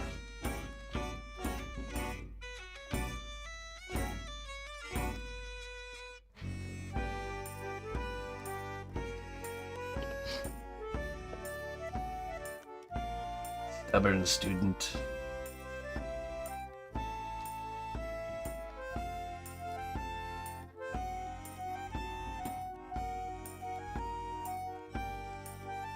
Yeah, well, definitely not everybody thinks the same way about that there, BX. But it's a matter of, do you view life as a co-op experience, or do you view life as a versus experience? Especially in the creative sphere. Ultimately, it's the two ways to think about it. I've had phases in my life when I was younger where I viewed it as a versus experience, but I've since wisened up.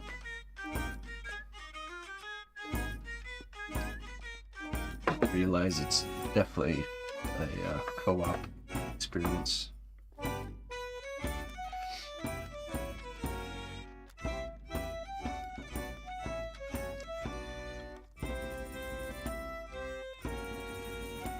But yeah, not everybody comes to that same conclusion.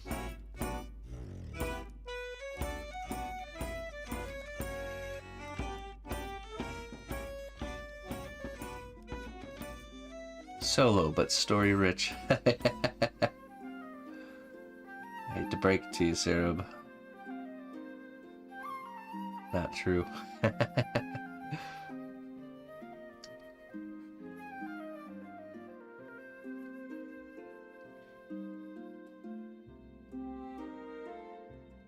Tom Hanks in Castaway is the only person that could say that.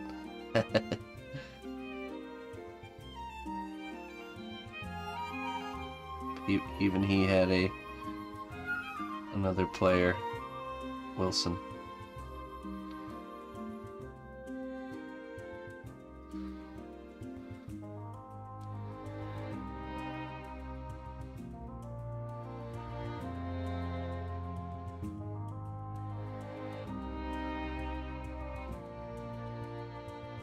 A free-to-play, pay-to-win game. I think some of the best things in life money can't buy.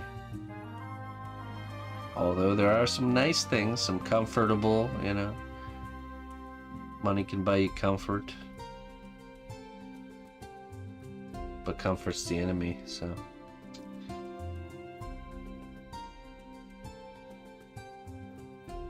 But we do like being comfortable, don't we?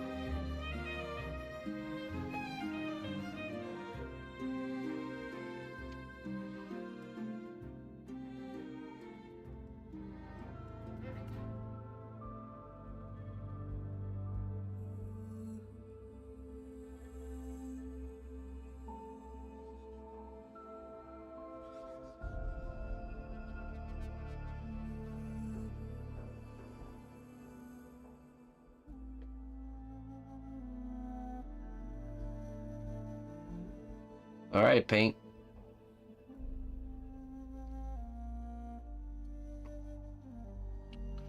Catch you later, my friend.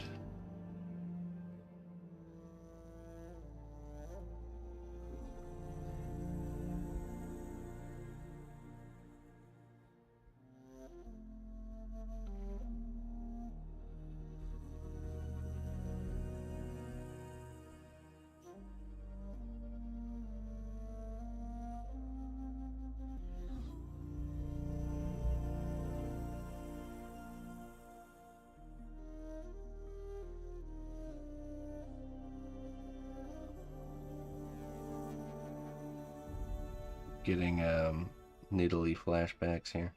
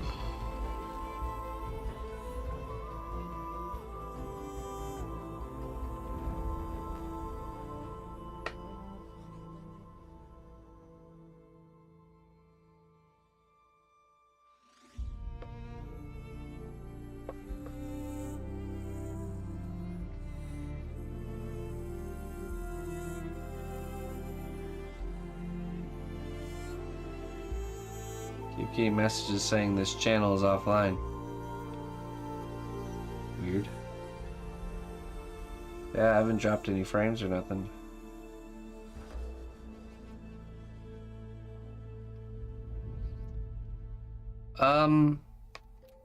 You know, I do enjoy the look of a unpainted piece, I really do. But I don't know. Maybe it's like it has this infinite potential still. You know, it's a fully rendered thing, but it's got this potential in front of you. Because I still do also enjoy the painted finished pieces, but yeah, I think it's when it's in its sculpted state where it hasn't been painted, you can just appreciate the sculpture work more. Whereas once it's painted, it's like an artwork on top of an artwork, essentially, and you kind of lose focus on the sculpture work. So, but yeah, I do like the look of an unpainted piece for sure.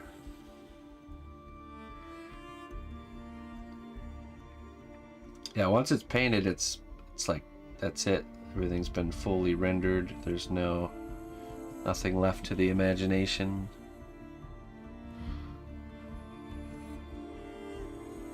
So maybe that's what it is.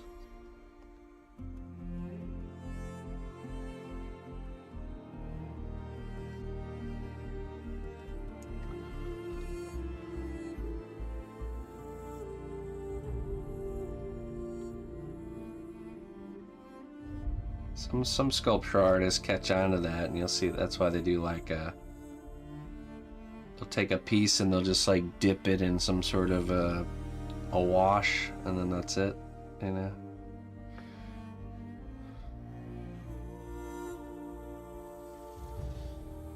Yeah, right. I agree.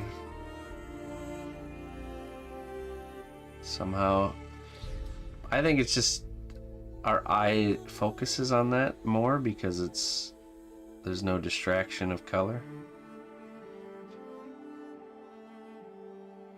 Because it's the same with reference. When I want reference of shape, I try to look for, even black and white photos are easier for me to use than full color. There's just too much distracting your eye. You can't really see the shapes very well.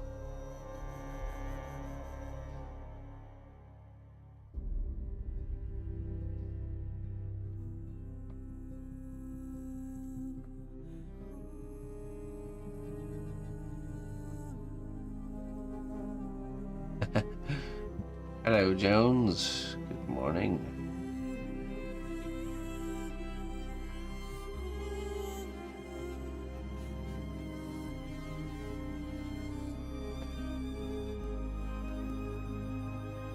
Oh, really, Hexy?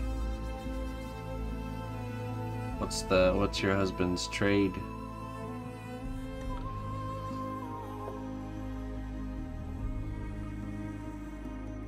Excuse me.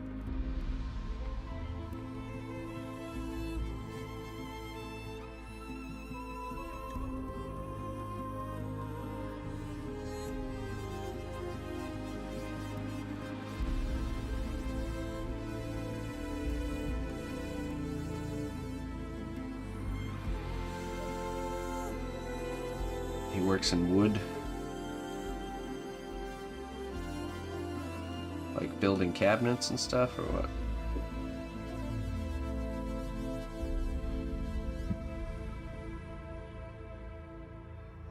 Oh, okay.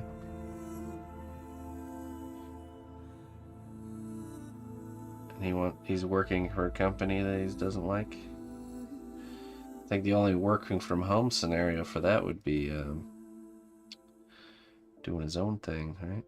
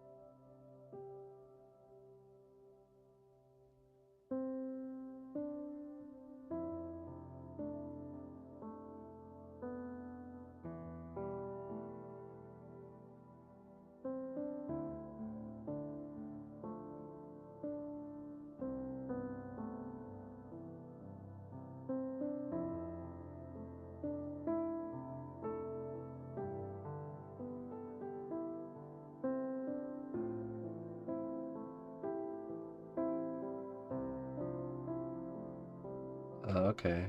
Interesting.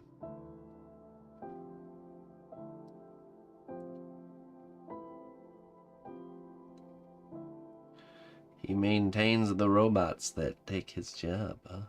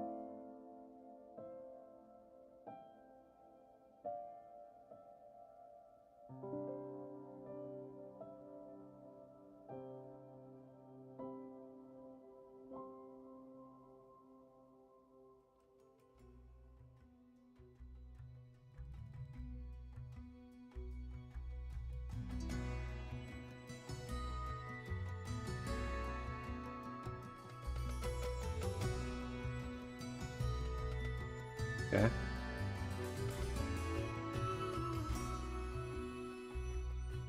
Well, time to move on. Time to turn the page.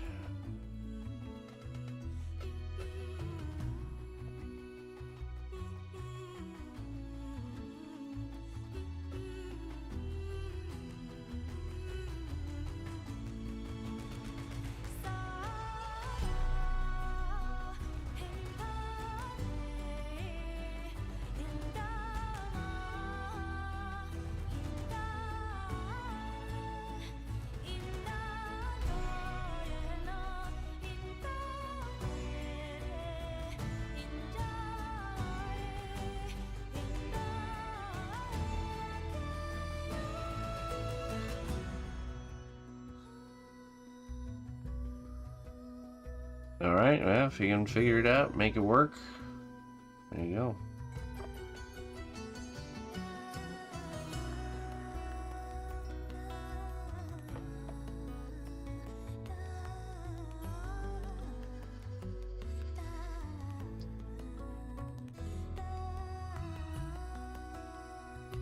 best thing is to lower your, you know, your upkeep costs. We live pretty frugal here. And, definitely is a necessity.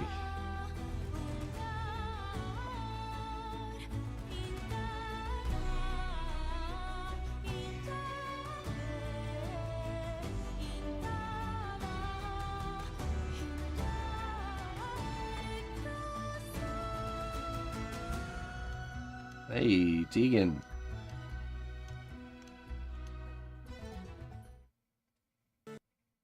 Well met. You impact on the realm.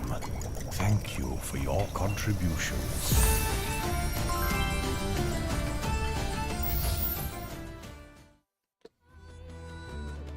All right. Hey, thanks for the 8 months over on Kick there, Tegan. I appreciate it. Thanks for supporting my work. Skull and bones for you, my friend.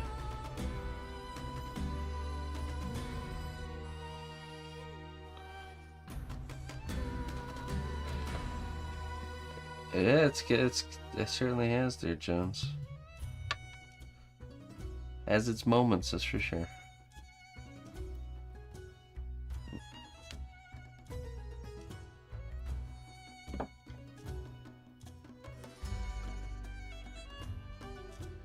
Take risks, make mistakes, and learn from them. It's all part of your adventure. There you go, Hexy. That applies to you.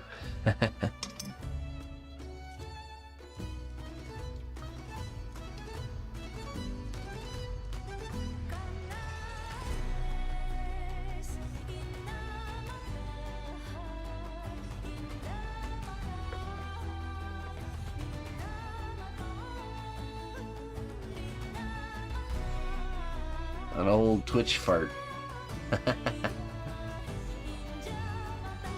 I'm one of them old timer Twitchers. I think Twitch is still a hot spot for the youngins, right? Or has it become old? Has it become the Facebook of streaming?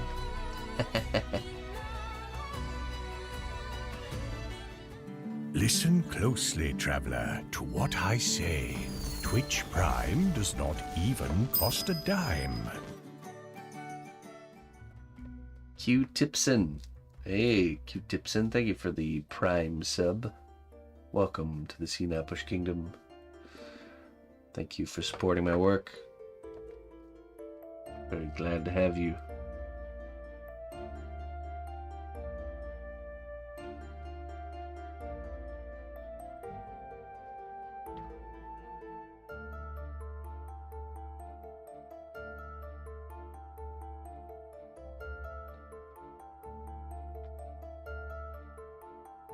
Hello, fellow kids.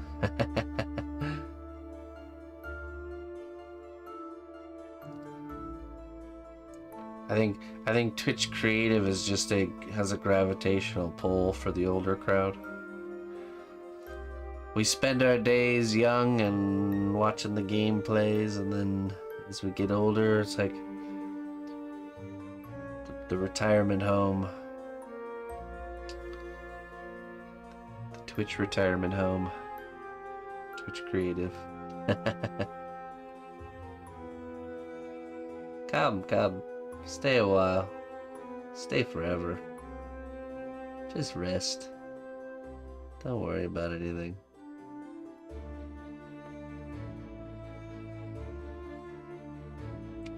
Yes, we've been expecting you.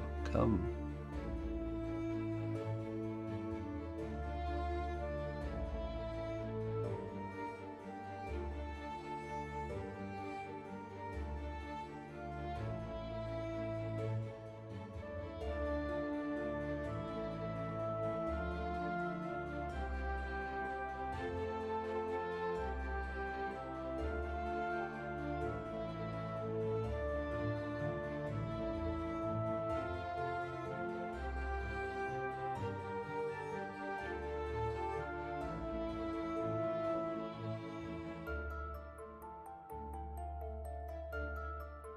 Yeah, right.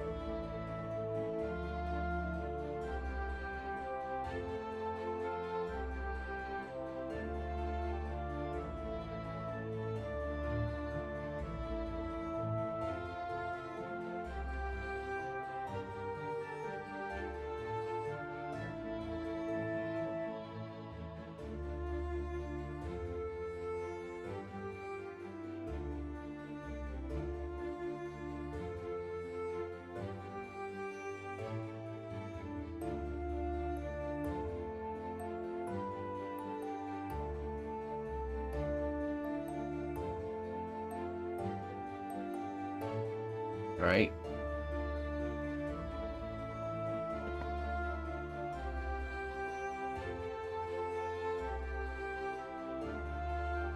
Yeah, see, like separation there.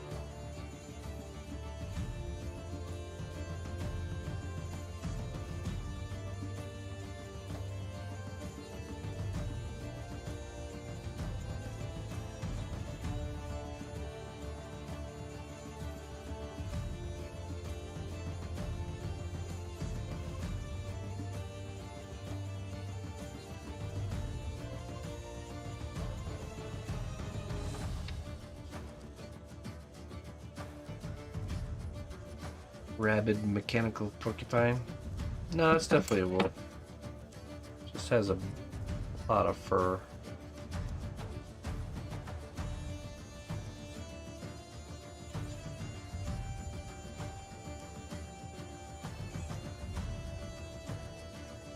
It just seems like it because it doesn't have its limbs.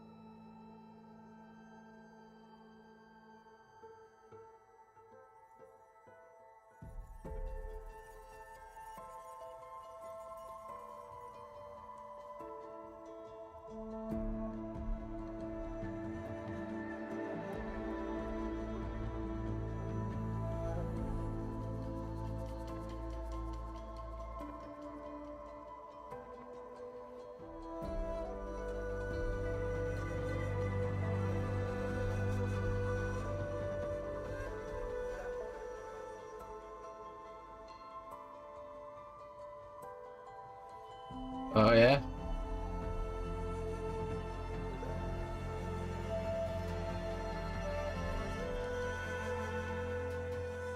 You posted it up on the Discord, did you?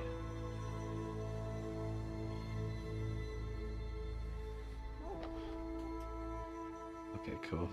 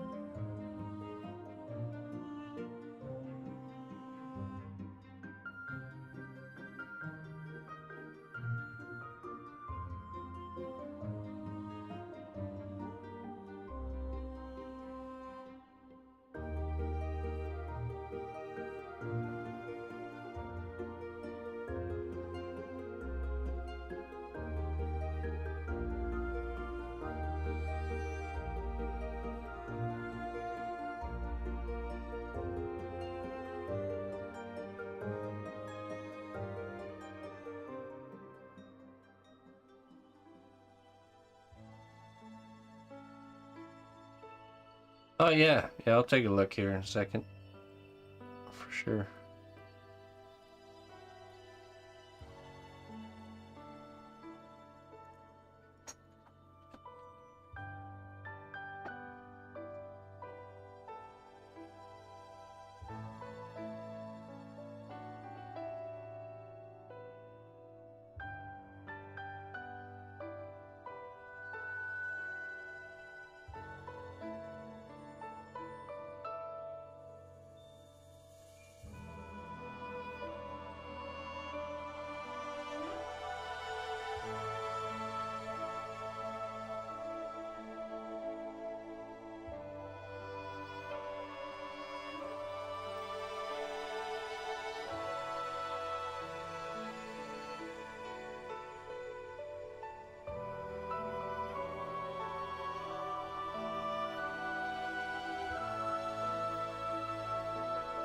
See here.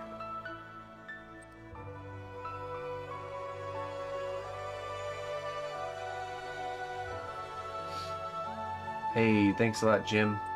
How you doing?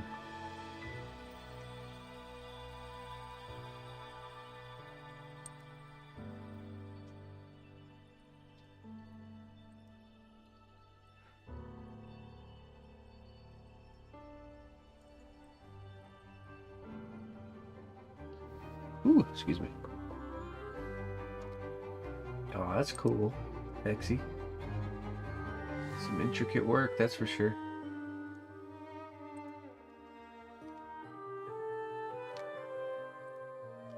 Oh, I see.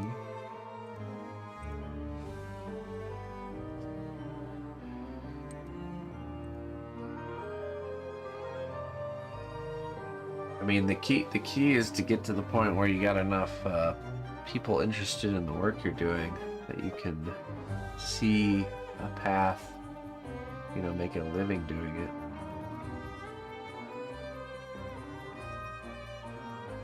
Because the work looks nice. It's just a matter of if there's enough eyes on it, if you will. I really like that spindle.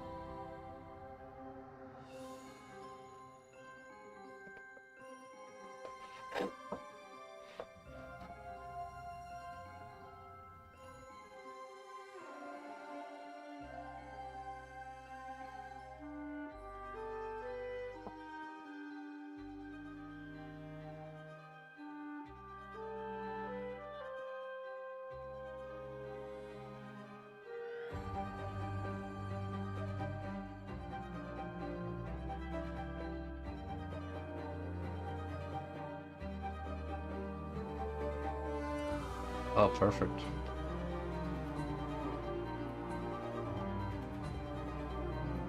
I mean, the safest transition is to do it as something on the side, kind of gauge how things are doing with it being part-time, you know, before making the plunge to doing it full-time. That's how it was for me too at the beginning.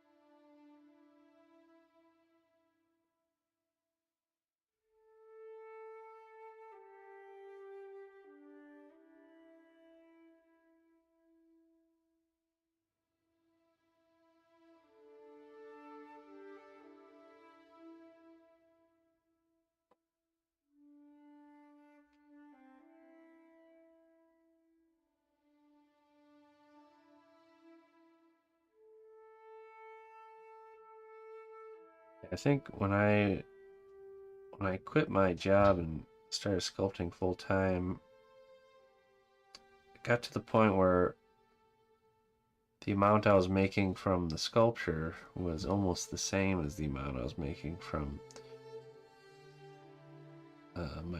my day job, which wasn't a lot, but that's when I was like, all right, you can take the plunge, give it a try.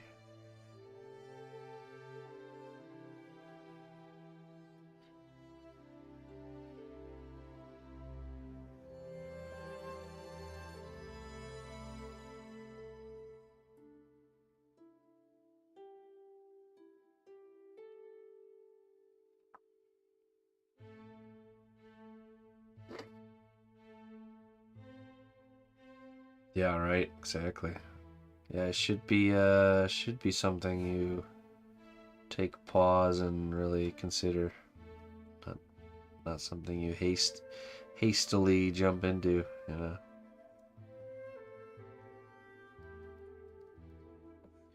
So if you work both jobs, you can be making the big bucks. Yeah, right.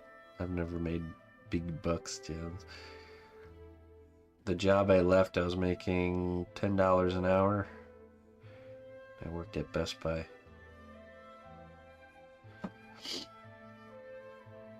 When I got partnered on stream and I started getting revenue coming in through subscribers and stuff like that, that's when it's like, all right, I think we can actually make this work.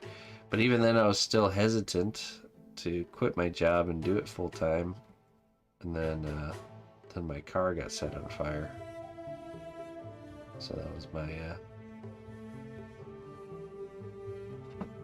I definitely couldn't get a new car, so it's like, well, I guess I'm working from home now, doing sculpture.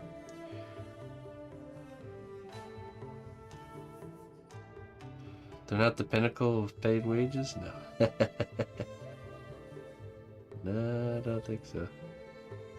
Not by my experience.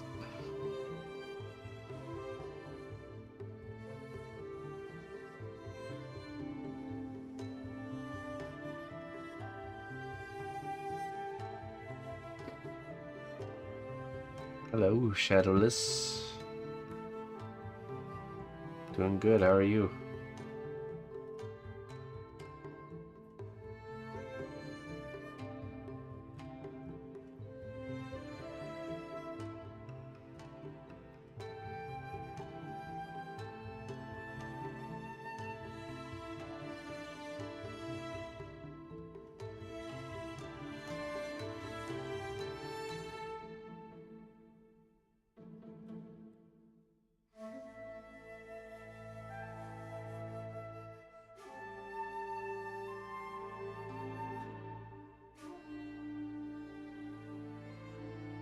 I wonder if he's able to get his hours cut at his day job and then see how it's working out, you know, before.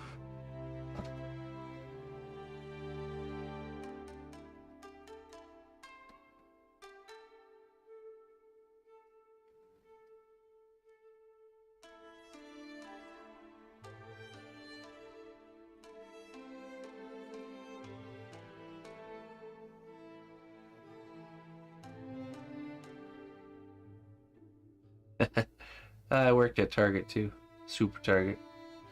I was in the dairy and frozen section.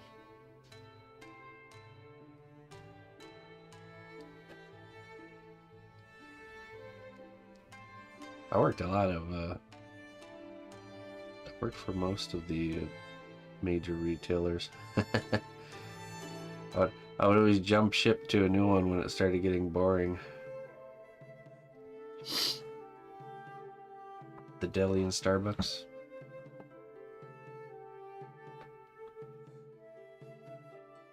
Probably my favorite ones was Home Depot was one of my favorites.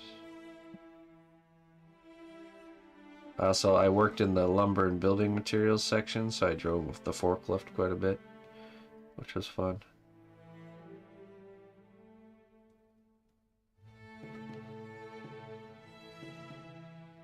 Yeah.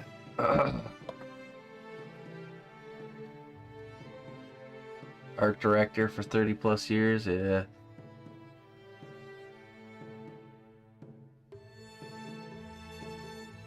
Kmart. Yeah, geez, Steven, see, that would be my biggest, I guess, concern if you're becoming an artist and you want to get into the industry, is that the industry will kill your passion for the arts, you know. Take something you love and crush it.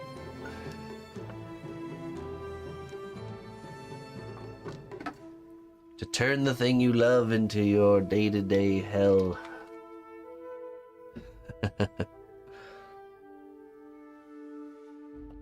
Because as we discussed before, you could be doing the thing you love the most, the best thing you could possibly be doing in this world, but if it's surrounded by stress and pressure and stuff like that, you'll end up hating it.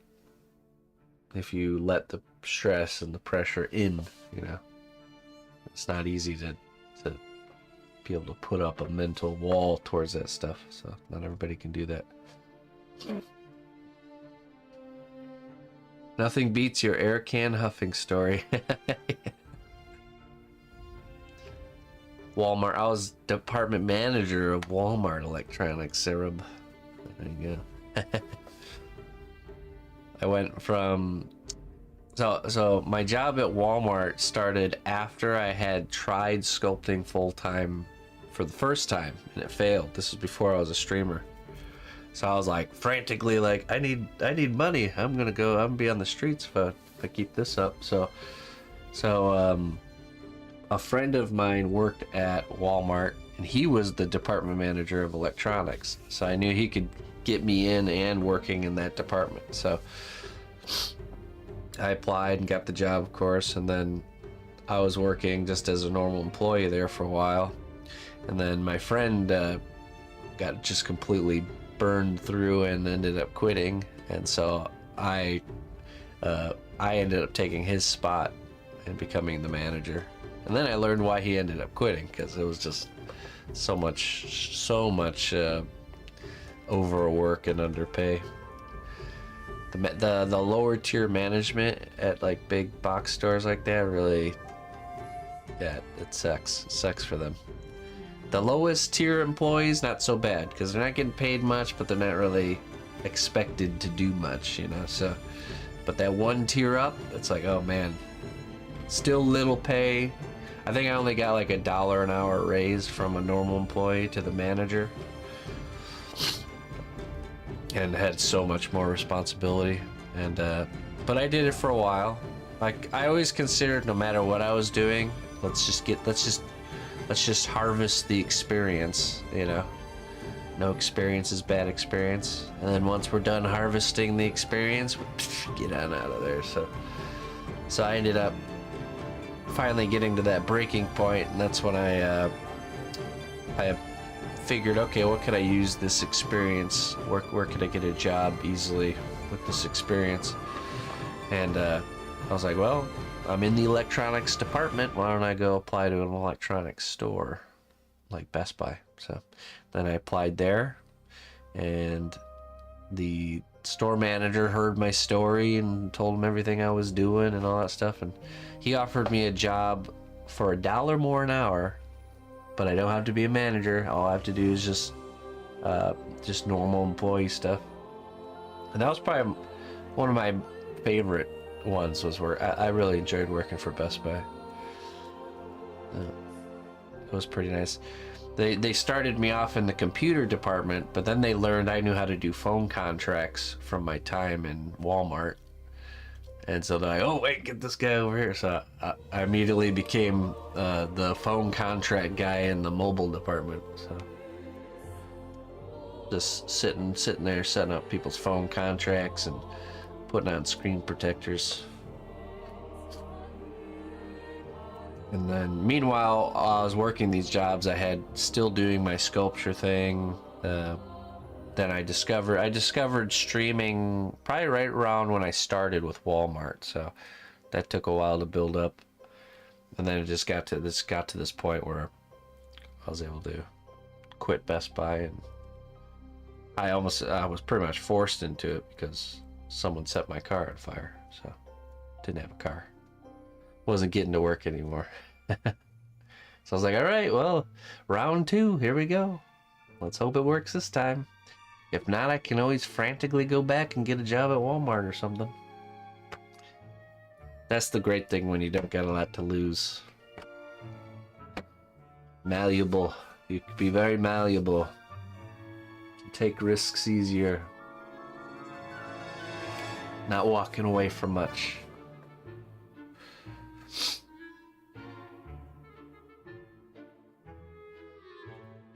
Alright. Let me go get more coffee. I'll be right back.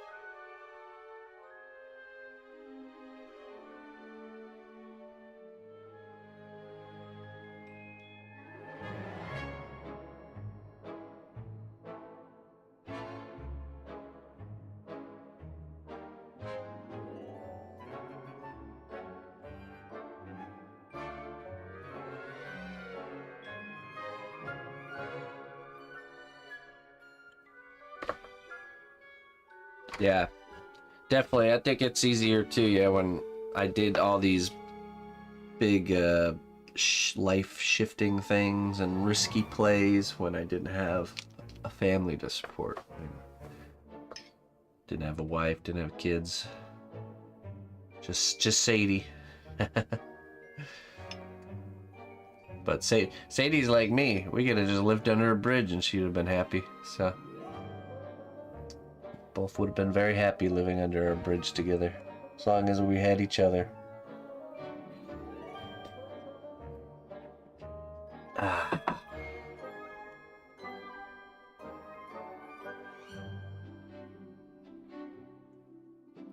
Their store managers at Walmart always made a lot. They were like politicians, seriously, like small scale like the hierarchy of Walmart is like politician training. It's like a politician training gauntlet. If you can make it to the top of the store to the store manager position, and then like director and all that stuff, it's like the ladder. It's like the entrance ladder to climbing all the way up to politics. Seriously, man, I hated that stuff. That corporate politics. I'll never forget the frantic, like whenever like a big head from corporate was touring around the area, going from store to store to check everything out. The store managers would like call each other and be like, "Corporate's here. They're coming to you next." And then they'd be on the phone and then they'd be telling all the employees, "All right, everybody, clean it all." You know, it's like clean it all up, brush everything under the carpet. You know. Like so it's this frantic chaos, like. And then you'd see this big like posse of, you know, there'd be like a couple people in like suits that look really nice, and then the store managers all like, oh, trying to like praise.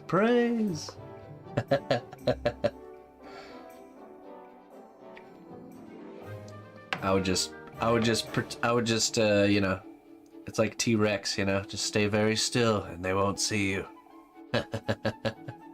They like walk past your department and you're just like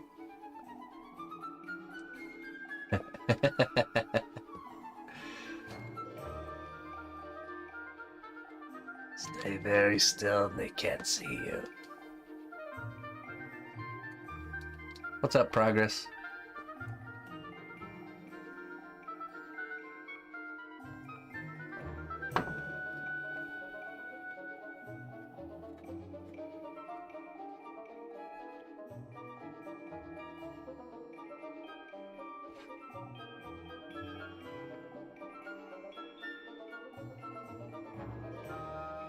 With kids, it's opposite. If you stay very still, it like offends them.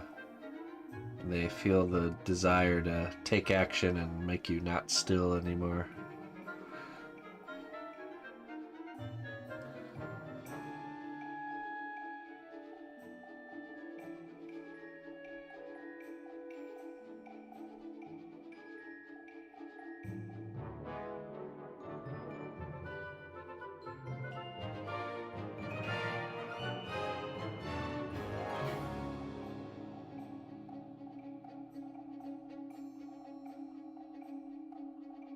Just pretend to be busy. I was always busy. I never was one to slack off. No matter what job I had, I was always trying to do a good job. And honestly, the funny thing is if you're a hard worker, the time goes by really fast. But if you're a slacker, it goes by very slow.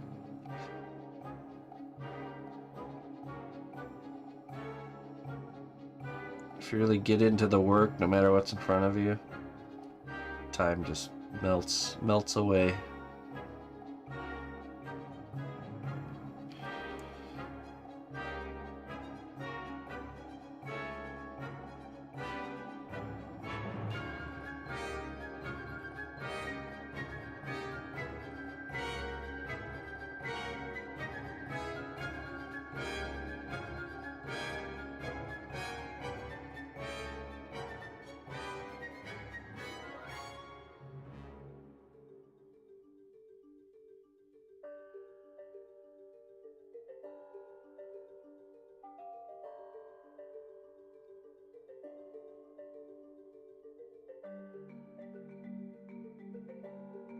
Started working in a vet office and later in the zoo. Okay.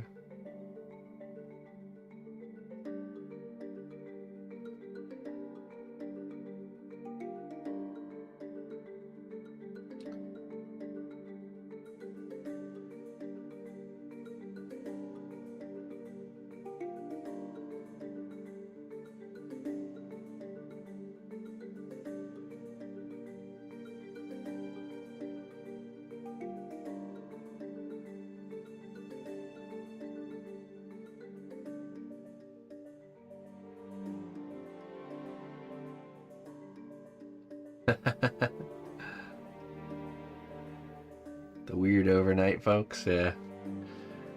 I had to deal with my overnight staff too. I only had like 1 or 2 employees overnight in the electronics section. The big game there was, so Walmart's open 24/7, and things that get stolen tend to get stolen, obviously, in the evening hours. So somehow I'm still responsible for someone coming in with a crowbar and prying laptops off of the display cases. That's somehow still the department manager's fault. Yeah, your numbers are looking so good for loss prevention there, cnotbusch. Gonna need you to work on that. Alright, I'm gonna equip my evening staff with flails and shields. That'll do it. That'll fix the problem. Oh, no. Can't do that.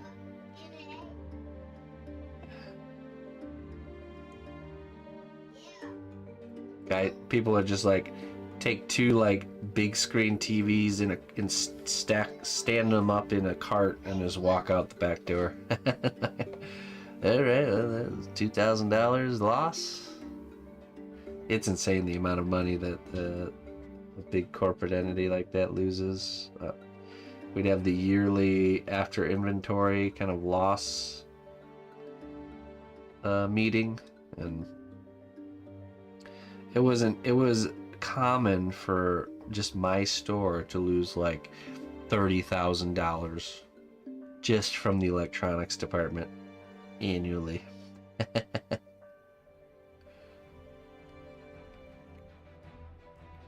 Oh yeah, looking good. Numbers are looking good this year. We only lost $30,000 worth of product. Very good.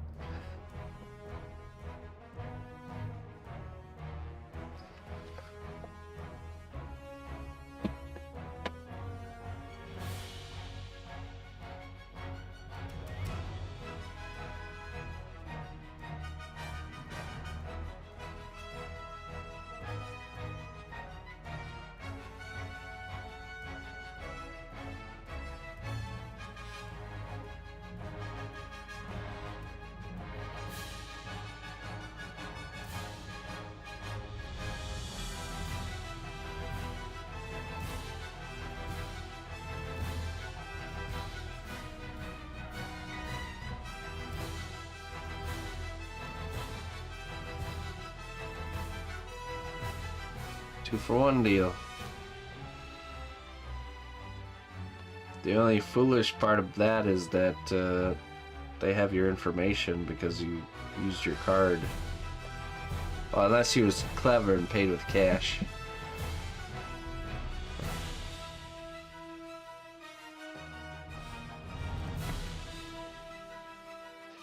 Which is probably the case.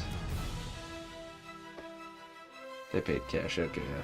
It's clever. I mean, corporate entities play the long con with that stuff. You might get away with it today, but they'll get you sooner or later. Or they won't if you don't. Really, they wait until you steal a certain amount before they'll do anything. It's usually the repeat offenders that get in trouble.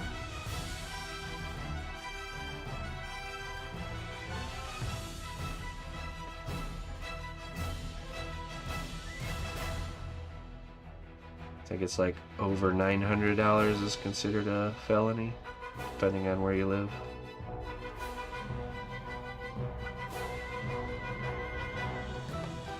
I will say the one I worked at was kind of out in the country a little bit, so it was in Colorado, and it was pleasant. It wasn't a whole lot of negative stuff. Just a few occasional stories, but for the most part, just good old country folk.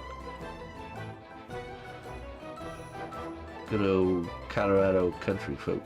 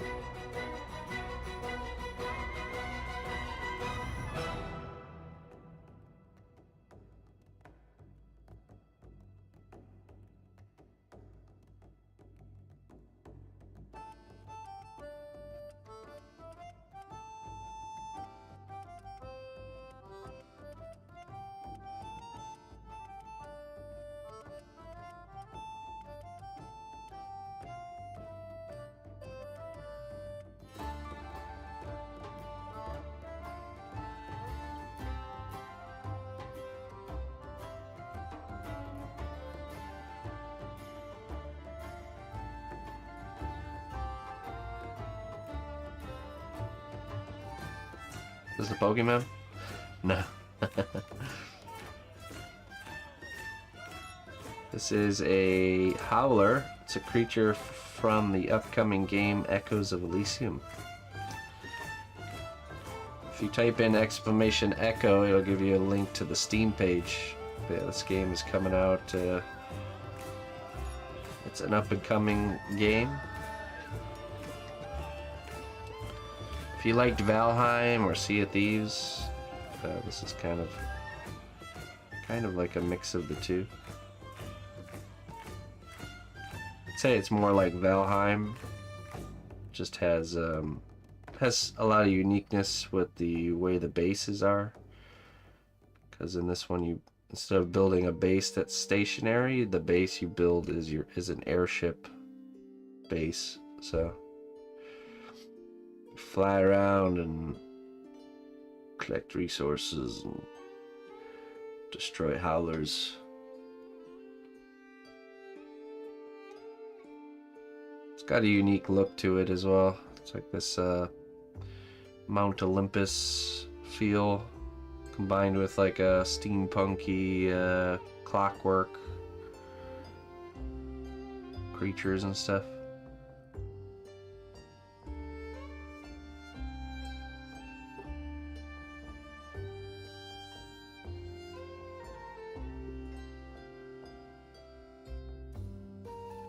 With a hint of steampunky.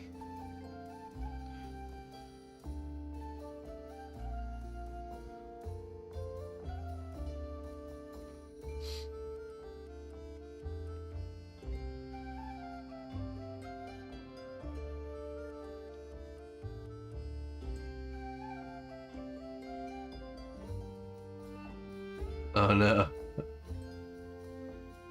Echoes of Elysium. You can type in !echo. It'll give you a link right to the Steam page.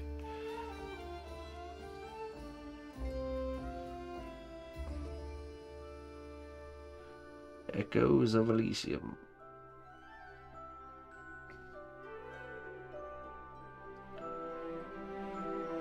You can add it to your wish list so you'll know when its beta is launching.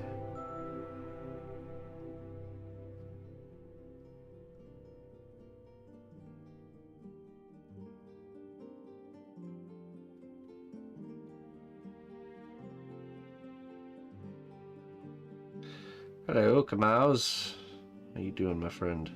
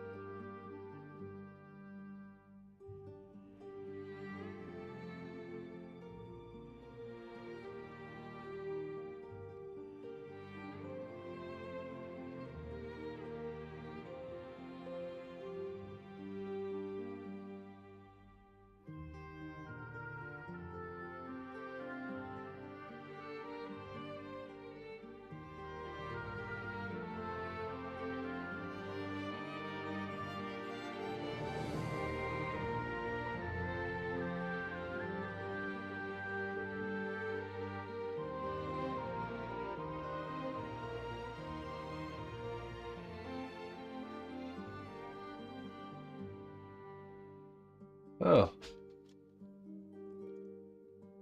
Welcome, new adventurer, to a land of great deeds and bravery. Thanks be to our recruiter for their wise choice.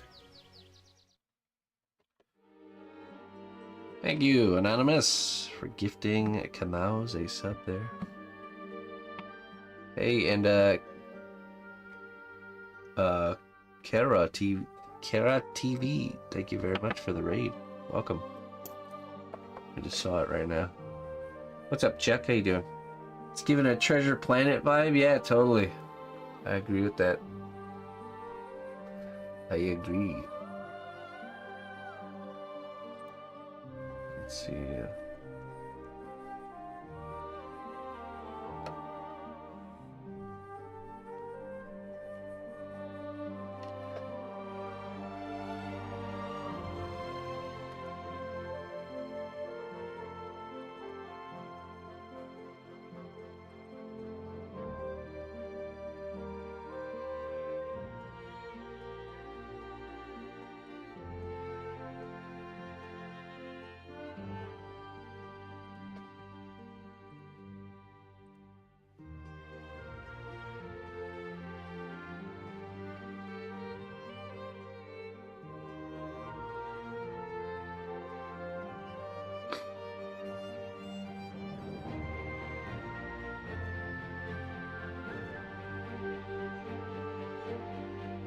Yeah, that was one of my favorites too. Treasure Planet.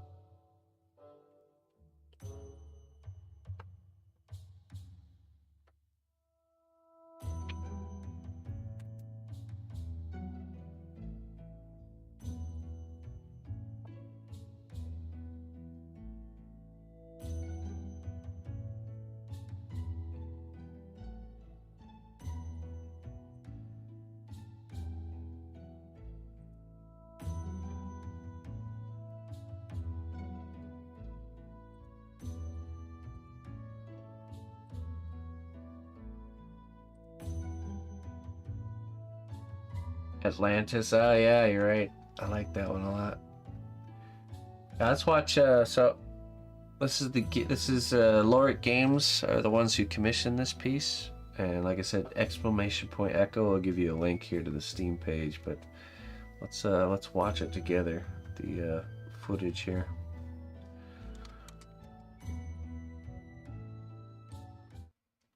Let us watch together.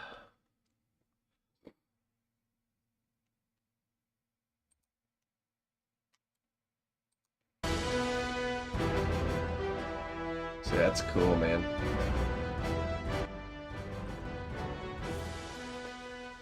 Can't wait to build an airship. Just the clockwork machines.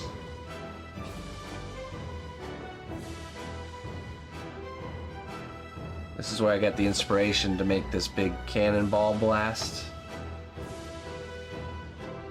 Where the Howler is getting destroyed from.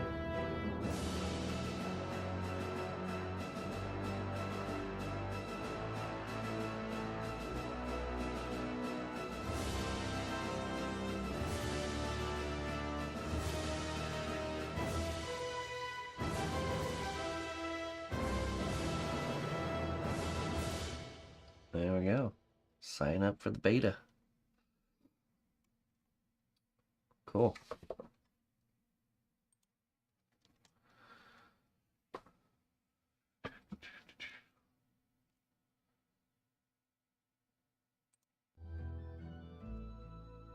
More games.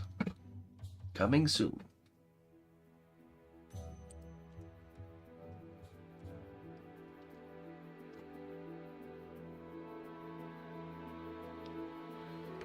We were watching Lion King yesterday. Always a good one. I love when you don't watch something like that for a long time. It's almost like new again.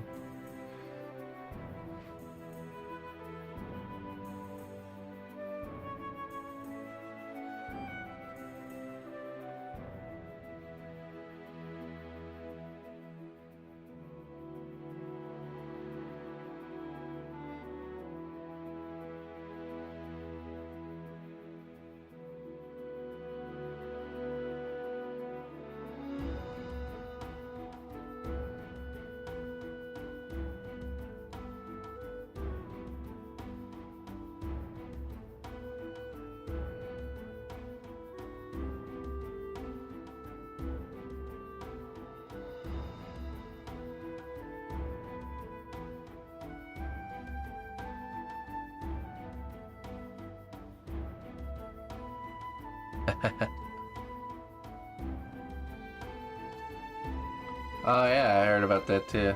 New one with Mufasa.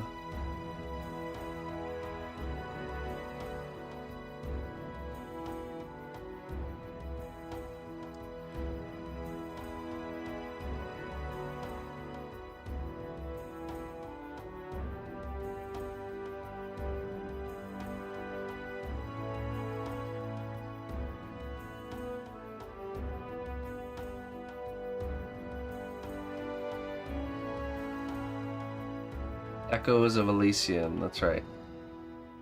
You can type !echo and it'll give you the link right to the Steam page.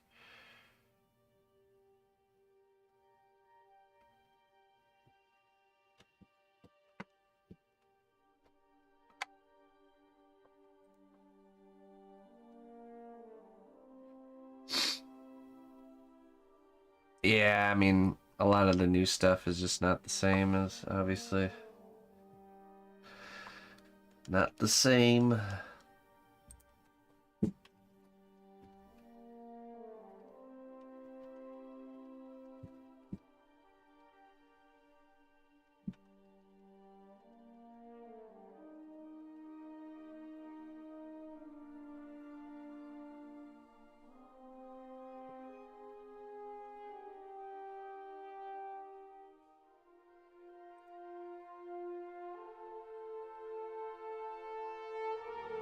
It's like the messages that it's teaching and everything is just, I'm sure it's all different now. A lot of the newer stuff, it's like, eh, no thanks. But we'll see. Always have hope.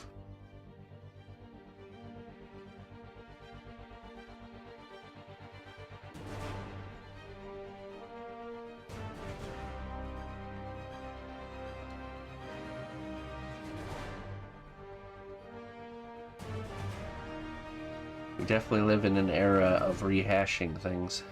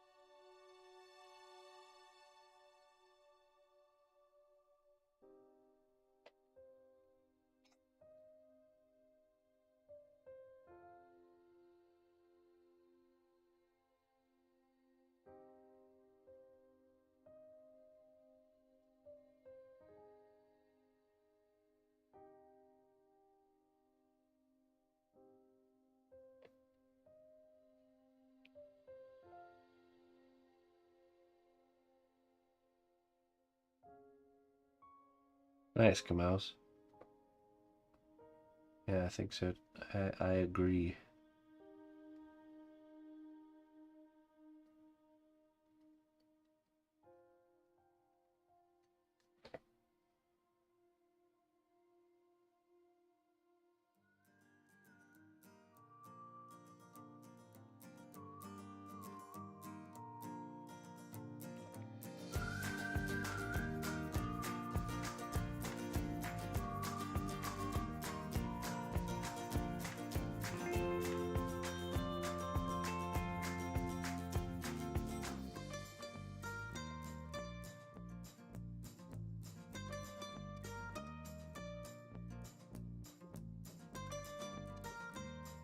How many times did we bake this one? Let's see. 1, 2, 3. 3. For the torso, and then each arm I think we baked twice. 2 or 3 times.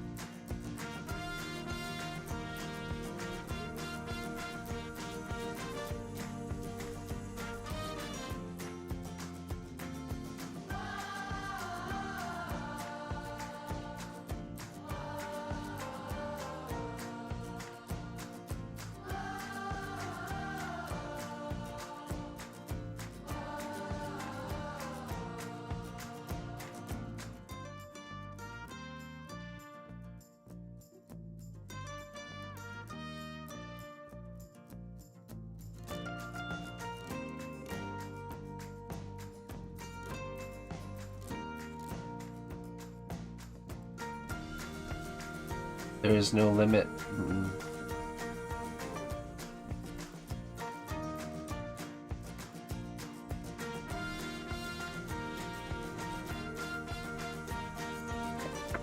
None that I've discovered.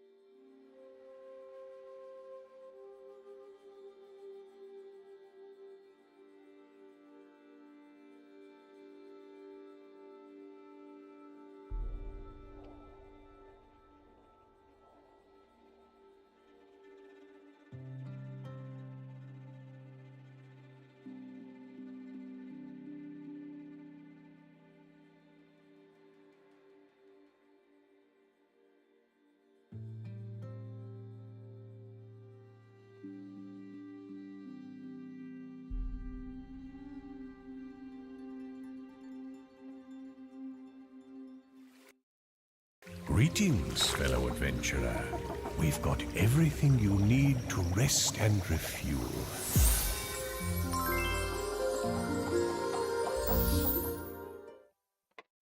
I suppose it has. This is why we have our subscriber count. Otherwise, we would all lose track of time. This year's just flying by, right? A monthly reminder of where we're at on the spectrum of time. Thank you for the 4 months of support, my friend. 6 months. All right, 6 months.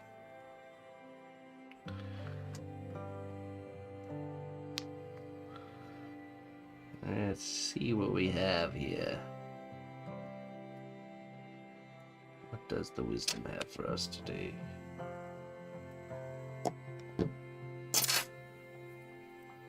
Hello, Dulce.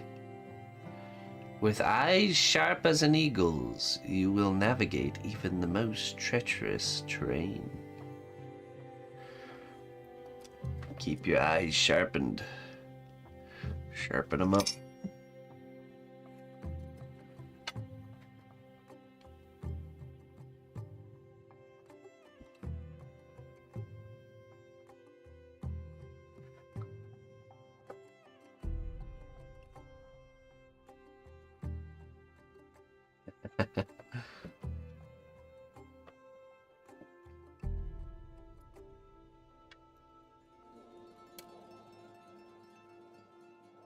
I'm almost ready to attach our gear up the top here.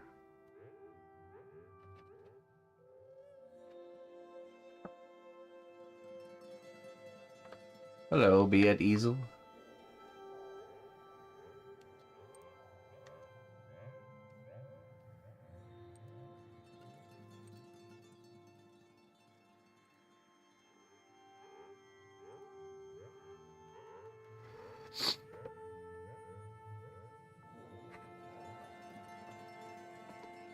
Yeah, it was good.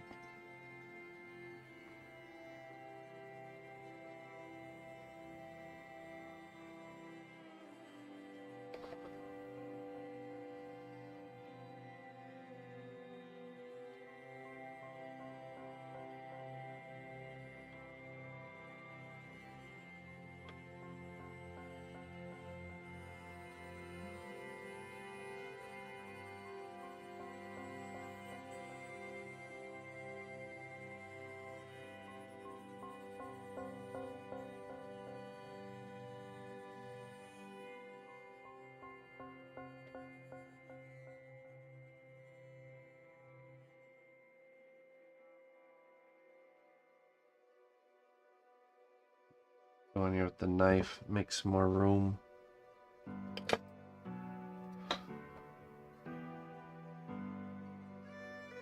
I took a gear, yeah, and I used it as like a, almost like a foundation piece, and sculpted on top of it.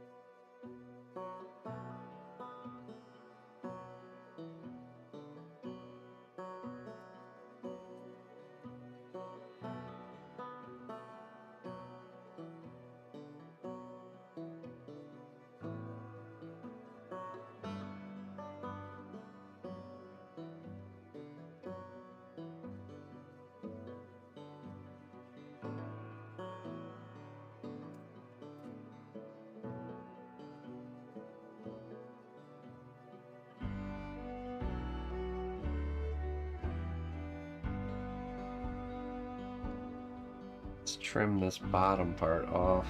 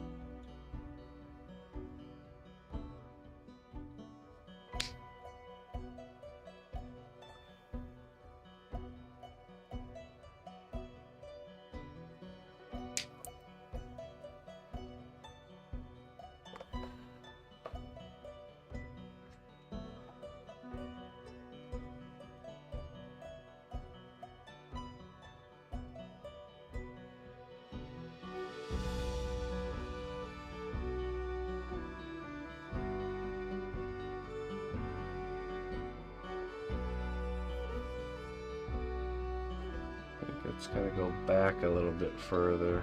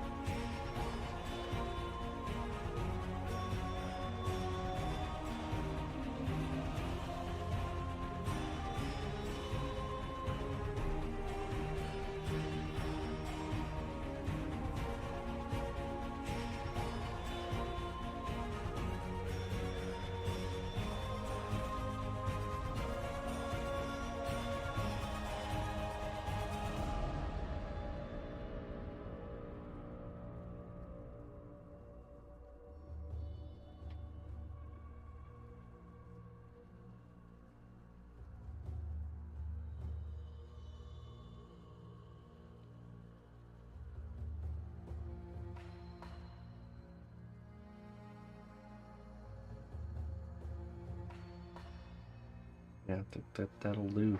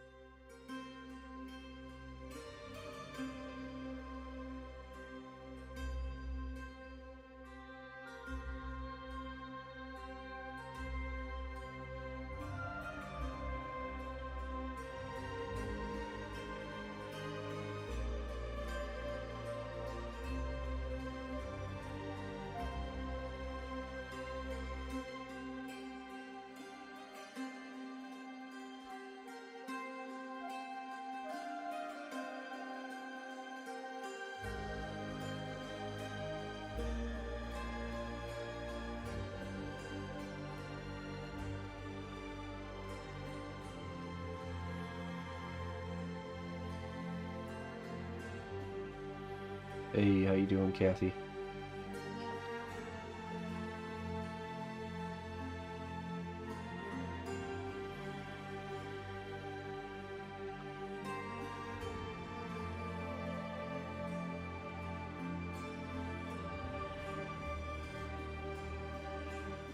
Greetings, fellow adventurer. We've got everything you need to rest and refuel.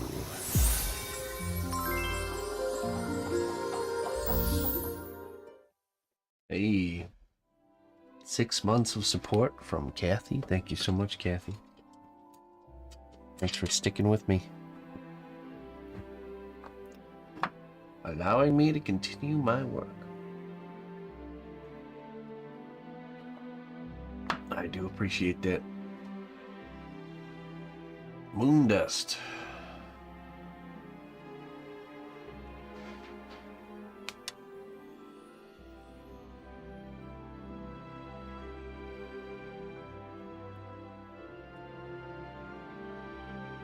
The blossoming flower reminds us that even in the deepest winter, life can still bloom anew.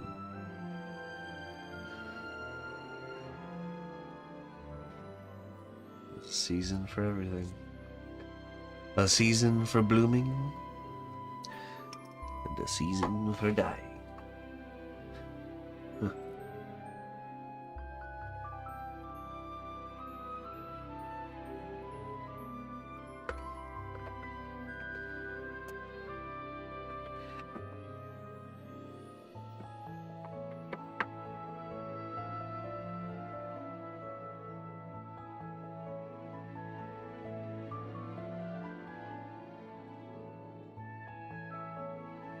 Yeah, appropriate. The wisdom knows best.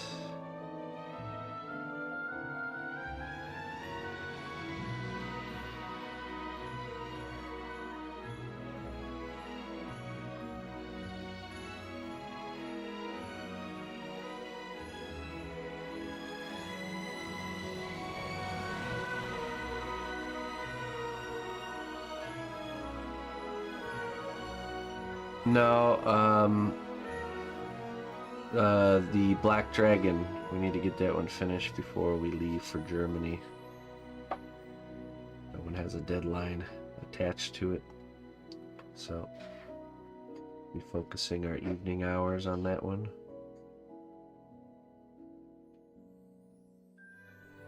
Except for Thursday, we're still going to be, because we're very close to our Thursday piece being finished. But we'll keep the ball rolling with that one too.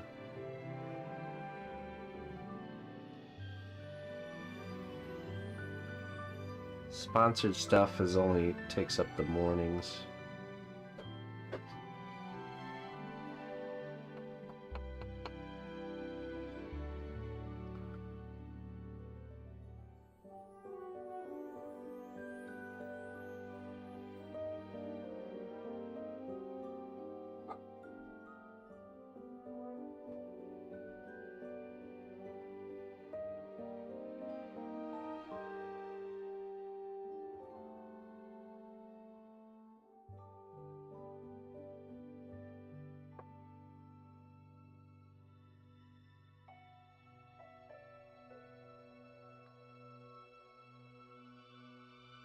The hair hasn't been baked yet. No. The rest of it has.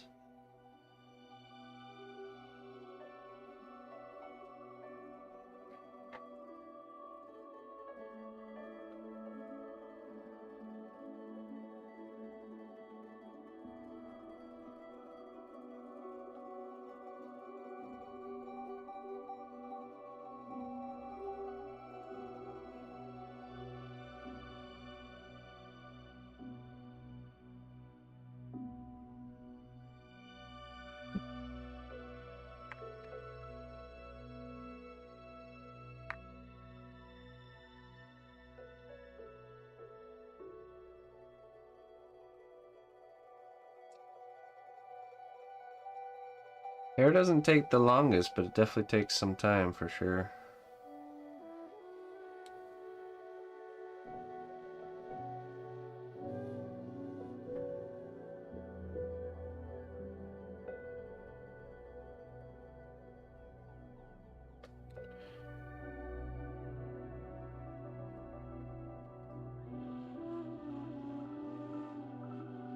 This clay doesn't like to be a light, wispy, or look like a light, wispy material.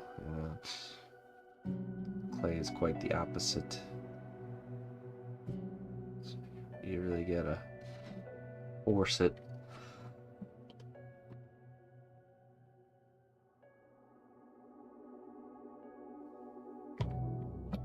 Yeah, essentially if you are working on something and you start feeling uncomfortable because you're kind of tiptoeing around the work you've already done, that's when you know you've gone too far without baking. That's kind of how I gauge that.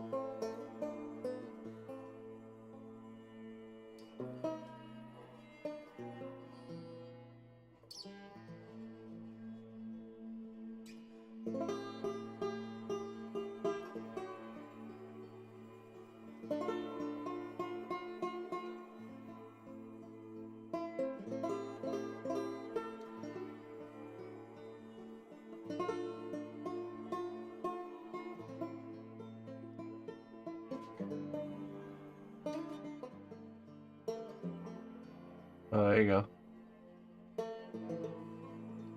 Ultra.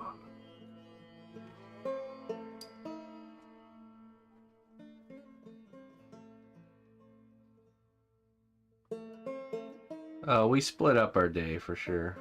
We usually have a different project morning and evening.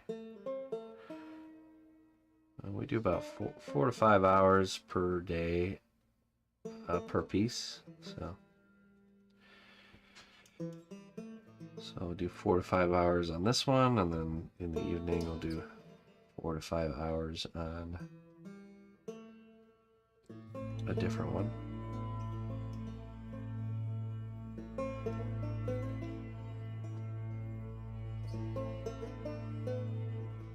Yeah, anywhere from 8 to 10 hours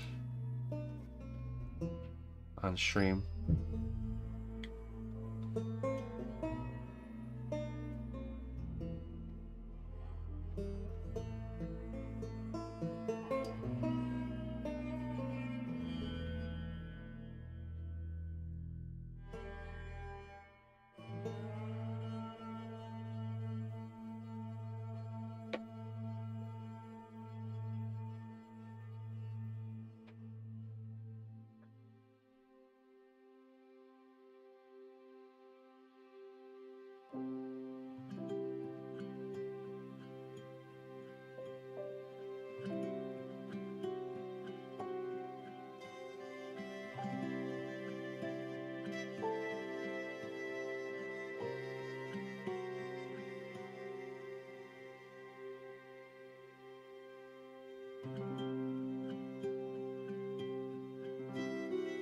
Silai.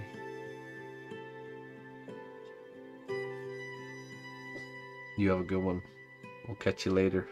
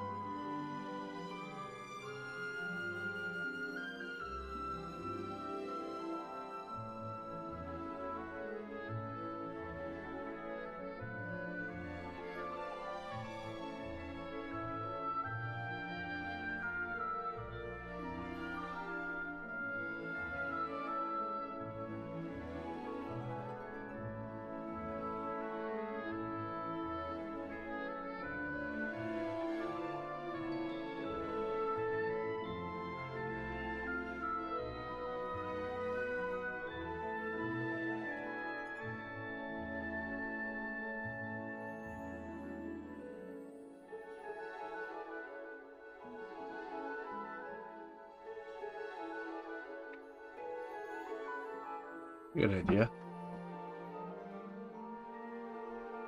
Getting into some candle making.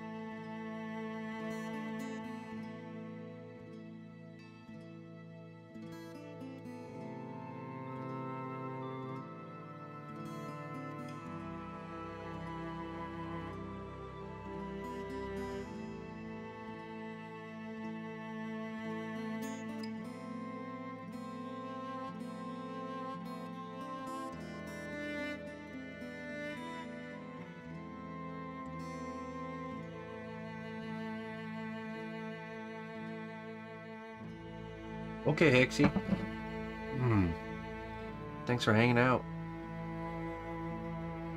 and sharing your work. Catch you later.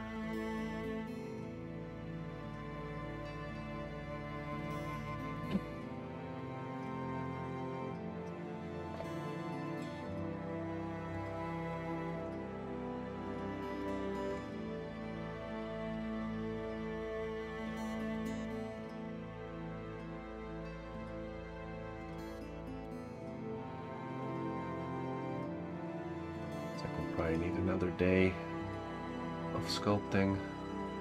That's okay. Give us 3 solid days for painting.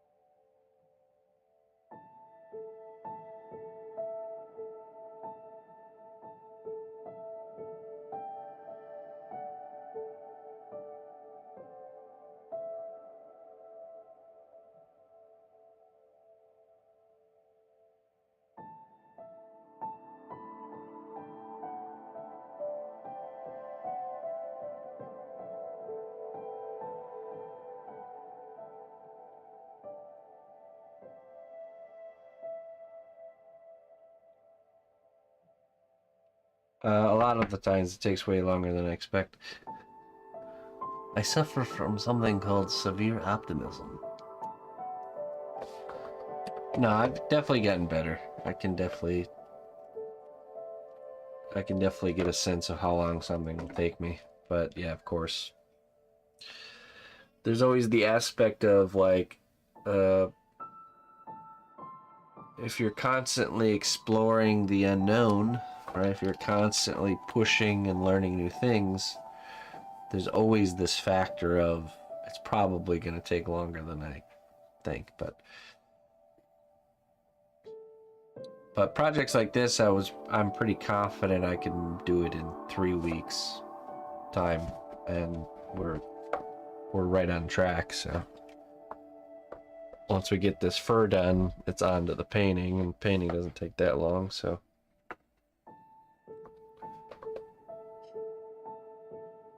there's just certain things you learn always take a long time, and certain things you learn don't take as much, you know. Kind of mental noting those as we're going and realizing, okay, you know, a likeness takes a long time, you know.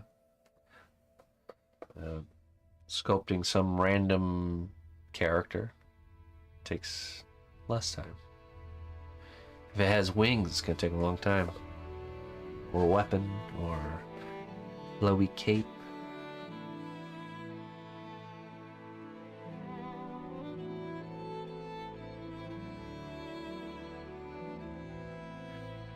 Yeah, and it's anything that's mechanical takes a long time because there's a lot more back and forth refinement necessary to, you know, get it to look how you want it to look.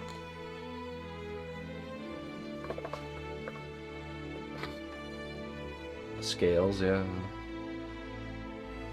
And then, of course, over time, you get better at certain things, and they don't take as long as they used to. For example, I can do scales pretty quick. Do scales fairly quickly. You know, if you really stay on task and really push forward. Fur takes time, yeah. I mean, we've been working on this fur here, just the texturing of this one side today, and that's 4 hours, so 8 hours, probably 8 hours total.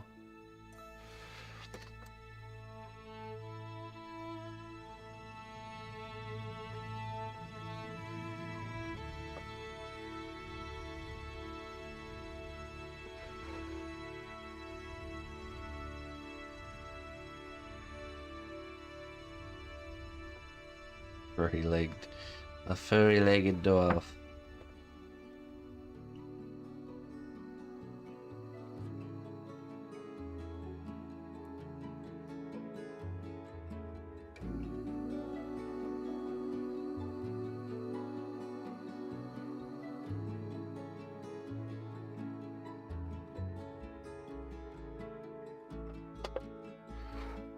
And of course, there's different ways to render things that take more time or less time, and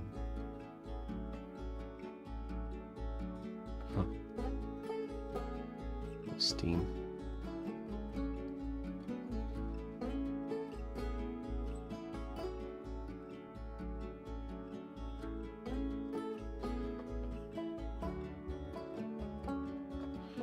Oh, exciting.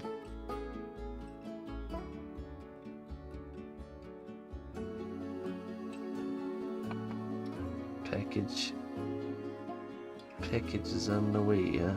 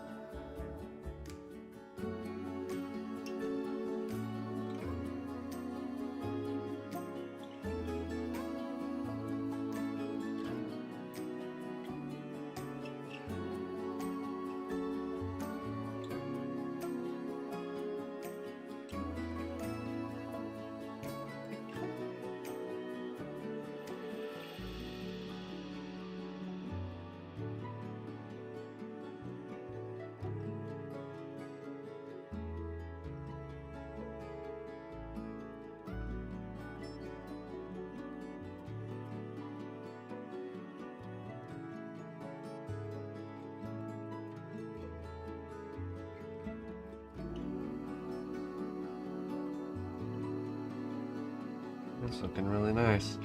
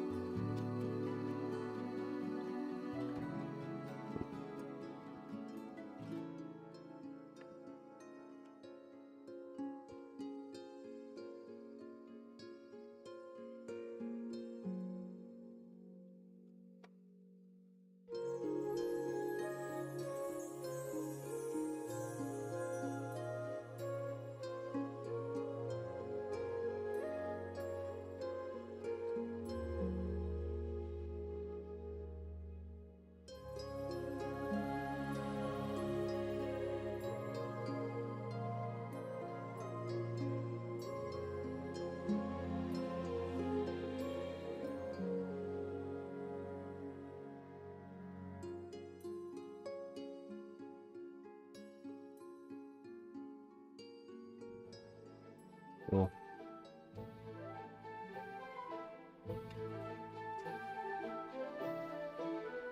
This is cosplay.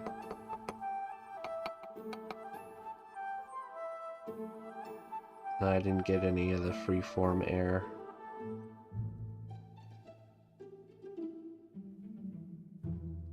Not yet. Workshop needs a good restocking on a lot of things. Wait for some paychecks to come through and we'll do some ordering.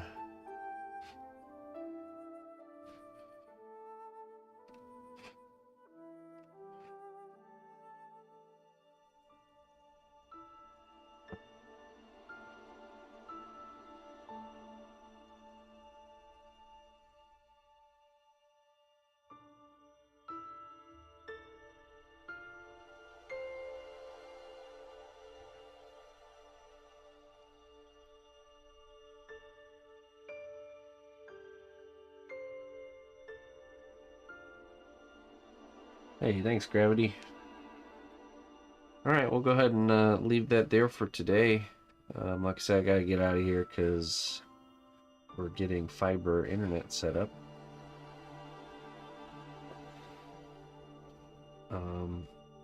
So we'll have to do this other side tomorrow with the fur texture.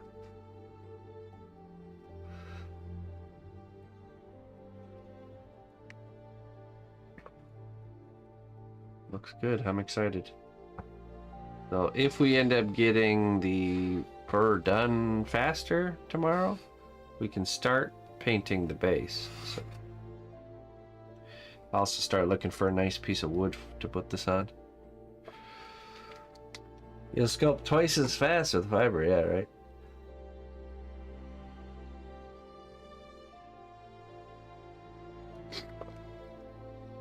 Huge thank you to Loric Games for making this project happen. It's been really a joy bringing this to life. Yeah, we'll continue. We're going to be working on this for this week, all the morning streams this week. And hopefully by Friday we'll be looking at a finished piece. So if you are curious on the painting step and how that goes, we'll be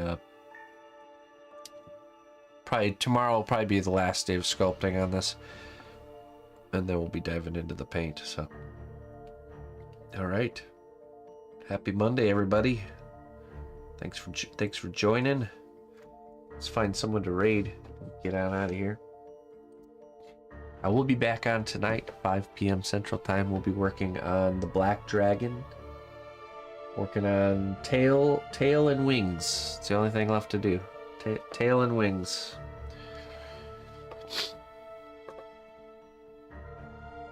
We got about a month to get that one finished, which as long as we stay on it, I think we'll be just fine. So, all right, let's see here.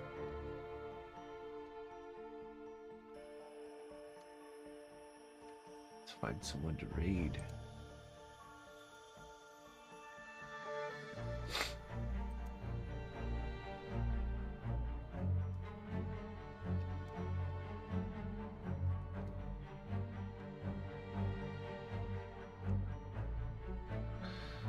Yeah, you guys have a good one too. Who can we raid?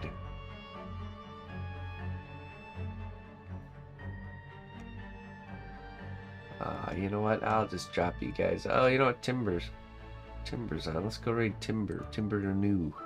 Doing some wood carving. Painting a wood carving.